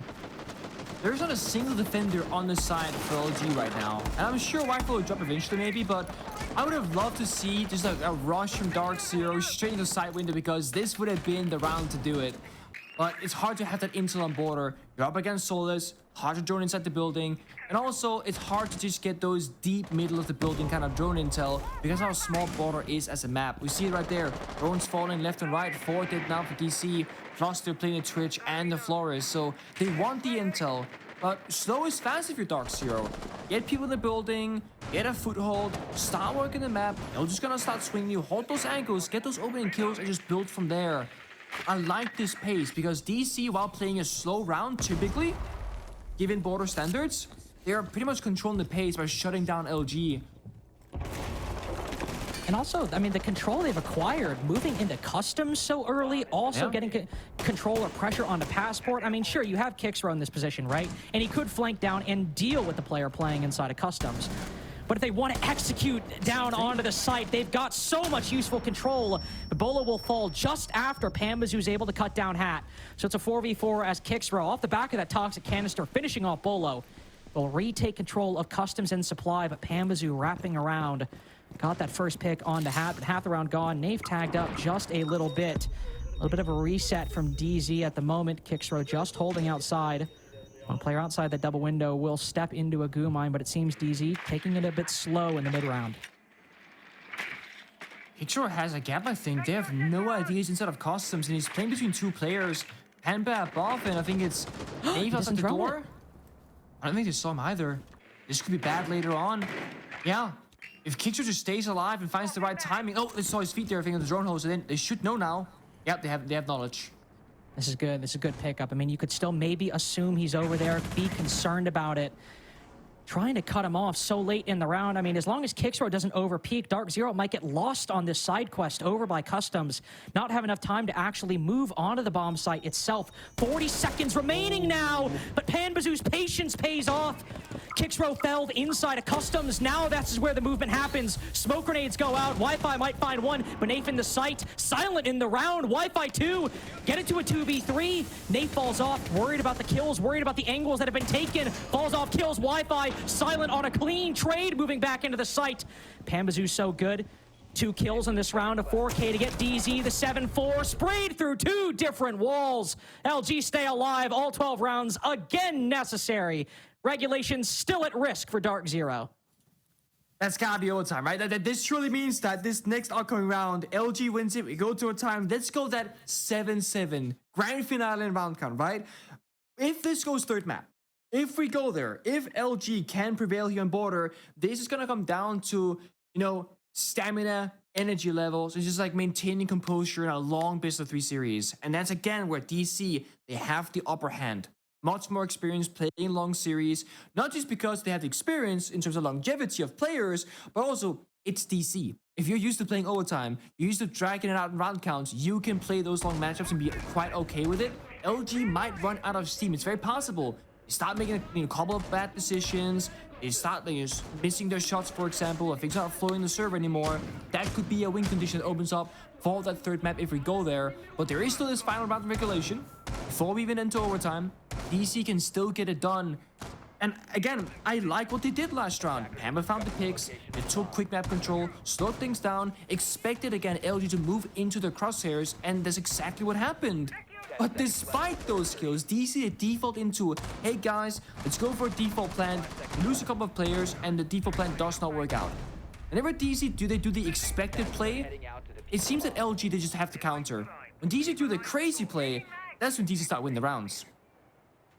Unfortunately for this lineup, I mean, I don't think we'll see a whole lot of craziness. I mean, we haven't even really, we've talked about Grim a lot this series, just in terms of, you know, the potential impact he can have, and I think the impact he does actually have in the rounds as well, but I feel like it really hasn't been a whole lot impactful. I mean, we've seen him do good work. I don't think he's been unimpactful, but those kind of the strong operators or the gimmicky operators or operators that are both haven't really been the tail here. The Monty hasn't done a lot. The Grim has done some good work, but not seen a lot of action. When teams been winning, yeah, at times it's been because of good executes, but this is one of those matches, one of those borders where it's really just coming down to who kills 5 instead of 4 by the end of the round. You could see, I think, did somebody just run out there? Not entirely sure. So, yeah. No, it's the mirror window that we saw right there, the outline of the black mirror with the outline of the player behind it. 2 mirror windows actually all to contest this armory position. Don't think LG really want to give Darkzero control of that spot if this is indicative of anything, Nick. Oh yeah, this might be a specific counterplay for like the ventilation plan potential, and I like this setup being like, okay, we're gonna bunker down because for the first time ever, I think LG, they're not gonna be moving a lot. They got utility to play behind. They're comfy, they're cozy, they're gonna make DC problem solve around it instead, and this might just be a more regular paced round because of it. LG not gonna walk into gunfights.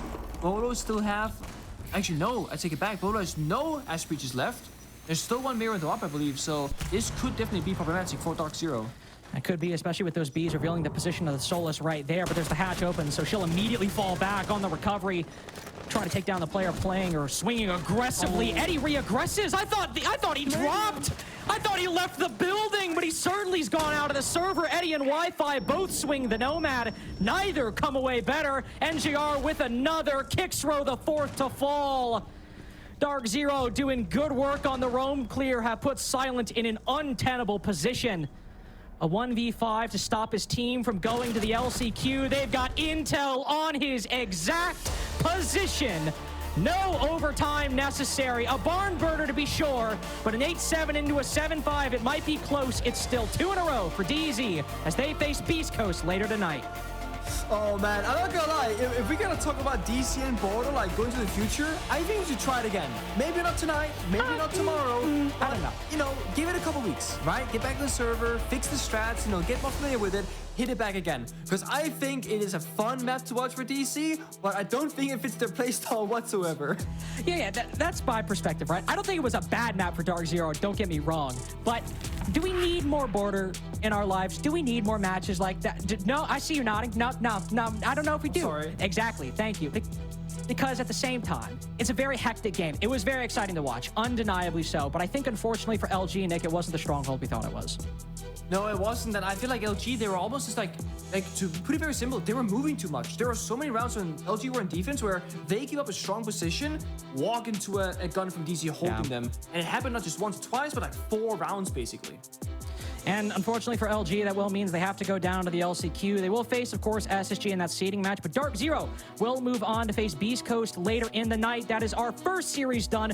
2 more to go. So take a break real quick, but be right back to the analyst desk after this short break.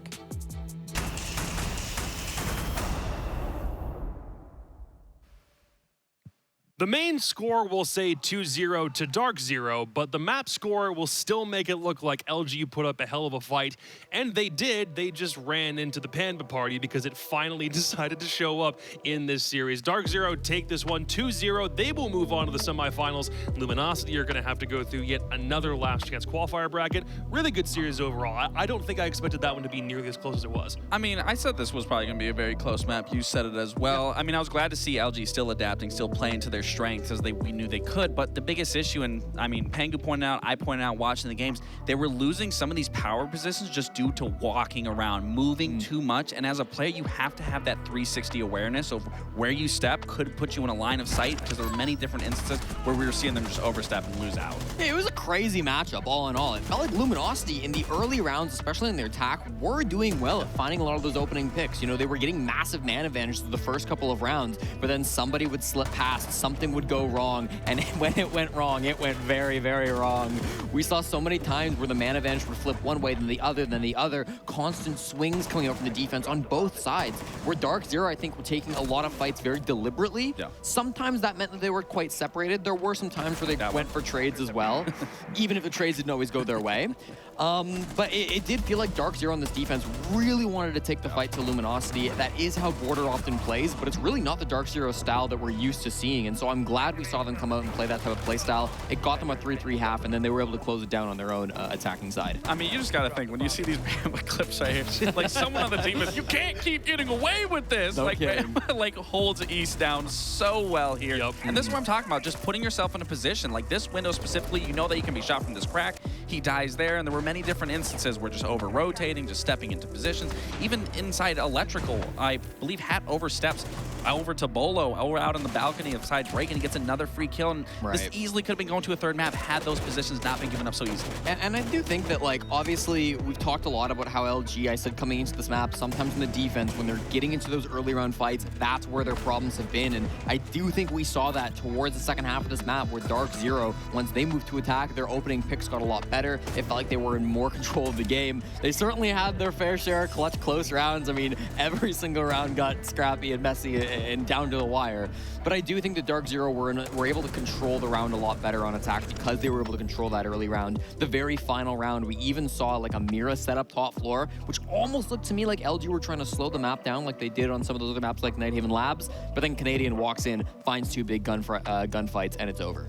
Now this is a situation whereas previously we saw LG with the majority of the kills still lose the round, will still lose the game. Now you're seeing DZ come away with the majority. They swung right back in the lead. They completely swung it, and they ended up taking it entirely. And again, I talked about Pamba. It was Pamba party time. This is the Pamba that we are used to seeing, and I love seeing that from him. It translated from map 1 into map 2. He was 10-10 on Nighthaven. In map 2, he popped off, and it happens with a 12-kill defensive half. With just plays like this, he's exactly where he's not supposed to be, and it worked basically every time. Pamba really did show up. Undoubtedly the MVP. It's his party on Border, and he really did pop off. It felt like nobody could shut him down. It felt like no matter what happened, Pamba could not be stopped. getting hyper aggressive, getting into the action early, always making sure that he was the player to come on in. If there was anybody who would shut down Pamba, it had to be Kixro. Kixro was the only person who looked like he could stand up to Pambazoo. He obviously got 11 kills of his own, close to the 15 that Pamba found, and he actually killed Pambazoo 5 times throughout this matchup. He killed him 5 times, Pamba killed Kixro 3 times, so the actual head-to-head did favor Kixro when they met in the server, but unfortunately Pambazoo, when he got those kills, he was able to snowball them to 3-4 throughout the round, and that made the difference. I mean, even that picture of Pam right there, like, he just looks like he just, it was a clinical performance, and it just looked like he just showed up and did his job, and he didn't really care. Like, he knew what he had to do on top East, and I see why DZ put him there specifically, because if I was Luminosity, I would have put the whole team there just to fight Pamba specifically. Yeah. Tough series for LG to lose, especially after how close map 1 was. Map 2 stats don't really reflect how close this one ended up getting, because the guys said it on the cast, it was full chaos in the Danger Donut the entire time. When there was a chance for things to go smoothly, it never happened, and LG came out worse for wear. Statistically, they one more round, they would have been really close. It was another 3-3-half situation where I'm like, dang, we're genuinely maybe going to OT again. I mean, I will say this. Going into this, I thought they had a very weak map pool. I am glad that going to Nighthaven, brand new map for them, and then going to Border, brand new map for them again, they showed a lot of tenacity and they showed a lot of promise. So we can possibly see that going into an LCQ situation. Yeah, I think that for these two players, I mean, it'd be nice to see more of Luminosity. I think they showed a lot of promise. This is a very fun team to watch, so I hope we get to see more of them, but unfortunately, they won't be today. Well, of all the guys to talk to for this game, there was kind of only one that the dudes really wanted to talk to, and that was Pambazoo in the flesh. Dude, congratulations on the dub. I know we don't get the chance to bring you on for your interviews very much, but it's good to finally talk to you again. It seemed like you were really in your bag for this game, especially on map 2. Did knowing the maps ahead of time give you an idea about how you specifically wanted to play on Border, or was that just kind of a spur of the moment thing? That's just kind of how I've been playing it. I think, I don't know. So basically after Invite, I used to play CC. I was getting smoked there. I was begging for a switch out of there. Jason's a much better player in there than I was. And I don't know, Triple just been working for me. Like, it's just perfect for my play style. You know, I can be a rat, I can swing whatever I want. Like, I have faith that, like, you know, if I die doing something stupid, my team can still win the 4v5, but majority of the time I get like 2, so. Fair play. Well, Pamba, you were clearly having success on that second map, but even on the first map, right at the start of Nighthaven Labs, it felt like you were finding a lot of success, particularly on that Deimos. How much have you been working Deimos into your play as an individual? How impactful do you think that operator has been to you specifically throughout the stage going forward? Honestly, I haven't been playing Deimos too much, but he's definitely been good when I have played him. We always hunt that guy, get that kill, and he's definitely been good, but don't use him too much. Fair enough, fair enough. Well, you were using him well on Labs today, and that was nice to see. In this game on Border, though, you were going back and forth. It felt like nobody could hunt you down except for Kixro. I think you died 7 times. 5 of them were against Kixro. What are your thoughts of Kix as an opponent, as a player, when you're going up against him in the server? Is he a guy that you worry about at all when you're going into him on game day? He's definitely pretty good, but I wouldn't say I worry about him at all. I don't really put too much thought into the players that I'm playing. Like, I truly believe I'm better than basically, no, literally everyone, so it doesn't matter. I respect that. He definitely was killing me. He killed me doing a few questionable things. Like, I was being dumb, but it's all good. Sometimes being dumb is what you got to do. And I wanted to walk through round 2 specifically with you, because this is one round where you kind of had to get dumb. You had to make a play to bring the round back in your favor. I wonder if you can walk us through that, if we can bring the replay up, and just to let me know what's going through your mind during the second round. Yeah, basically it's a 2v4. You know, we're not going to win this round if we don't do anything. So it was kind of just down to, like, gut instinct. We had the 90 cam. I knew there's a guy CC. I just called to Nick, like, I'm going to try to push up on this guy CC. I hear this guy cross a break door, hear him get on cam, and unfortunately, Silent was kind of trolling. I'm not sure what angle he was holding, but I literally just walked past him, killed his teammate, that guy whiffed on me, and then at that point, they were kind of panicking. Caught the other guy off guard triple. Yeah. It was kind of just, we definitely should not have won that round. That was kind of ridiculous. Well, I think, was he on camera? I think he might have been, yeah. I think he was on camera in the corner. Okay. You looked a little panicked, but you knew he was in CC, Yo, hey? he scared me. Yeah, I knew he was somewhere in CC, but whenever the guy crossed brick, I thought maybe it's that guy, but I don't know. How often in those moments are you thinking, listen, if I don't make the move, the game is lost? Is that, like, are you thinking a lot about the state of the round, or is it more just, listen, I see a gap, I'm gonna take it? yeah, it's literally just seeing the gap. Like 2v4, heard this guy cross, we have the 90 cam, Nick, I'm gonna push up on this guy. Okay, and then that's how it goes. Well, I got a question for you. So going into this game, I talked about we haven't been seeing the Pamba party time that we've been used to seeing throughout all these stages or throughout these events. I'm kind of curious maybe why that is. Are you just playing a different role, playing a different position? What's kind of been the reason why we ain't seen the Pamba party time that we even just saw specifically today from you? Not sure if there's like a specific reason, but one of the big things was basically, you know, after we had a really rough start to the season, we decided to have kind of like a fundamental change. Basically, like, trust your gut. You know, if you die, your team is good enough to win the 4v5, but just trust your gut. And I think that's been helping me a lot specifically because I've always kind of been a pretty ballsy player, I'd say. Oh, so I know. just Trust me. I've experienced many situations with you. Trust me. I'm aware. Yeah, basically just like full confidence. You get a pick, cool. You don't, all good. And that's just been kind of our mindset. It's been working a lot for me specifically. Well, I mean, that top East definitely speaks for itself. The entire MP7 play today was just crazy. Last question before we let you go. Beast Coast in a couple of hours. I know you guys are going to go right into ban phase and figure out exactly what you want to do in your second series of the day. Any thoughts on your opponents before you go into that series? You know, like I said, I think we're better than everyone here, but they're definitely a good team. Not going to underestimate them. But 100% we're going to do a much better showing than we did in the season against them. That was like a bad game from us, and they kind of knew our game. But I think we're basically a different team now, so it should be a fun series. Fair play, dude. Again, congratulations on this dub, but job's totally not done at this point, so we'll see you in a couple hours, dude. Yep, thank you. Beast Coast and DZ later on today. That one's going to be a lot of fun, and specifically because Darkzero getting a 2-0 victory just showcases when they're in best of threes, it's like a little bit of that old SI hat decided it wanted to creep back into the series a bit. I mean, I'm glad that Pamba said it best, is he doesn't care who's in that lobby. He thinks he is the best player in the game and the lobby, and that is the mindset that you have to have. Yeah, and that's exactly why Darkzero have now won 4 maps in a row. 2 just now today, and then their final 2 maps throughout the group stage. Darkzero have started to turn on the fire jets now. It really feels like they are unstoppable. My question coming into this play day was, have Darkzero really fixed their attacks? Are their attacks looking better? That border really solidified. Yes, their attacks are looking good. Sometimes a little bit messy, but still way better than what we saw at the group stage. I'm still just fixated on what Nafe said in that interview. We don't know what's going on. Now look at the streak that they've been able to produce, and not just because one of them was a best of 3, 4 in a row, 2 BO1 wins at the very back end of the round robin to get them to this point. They are now heading into the semifinal. They will play Beast Coast at the very back end of the day. Luminosity falls into a 5th place game against Space Station that will happen later on, but the only reason you care about that one is for LCQ seeding. Both of them are now going to have to play at some point, probably Sonics in that bracket. We've already gotten the other open qualifier teams confirmed for that bracket. That happens next week.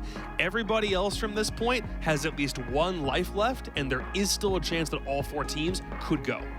I mean, it's insane that we're sending people to Manchester to some beans on toast, and I'm super excited to see what these games coming up can look like. Yeah, we've got the top 4 teams of the NAL decided. We don't know the order, but we do know that 3 out of those 4 teams guaranteed will be going to Manchester. Which 3? I guess we'll find out. Well, how about we lock in one of those teams in just the next couple of hours? Our first semifinal winner goes to the UK is M80 versus Oxygen right after the break.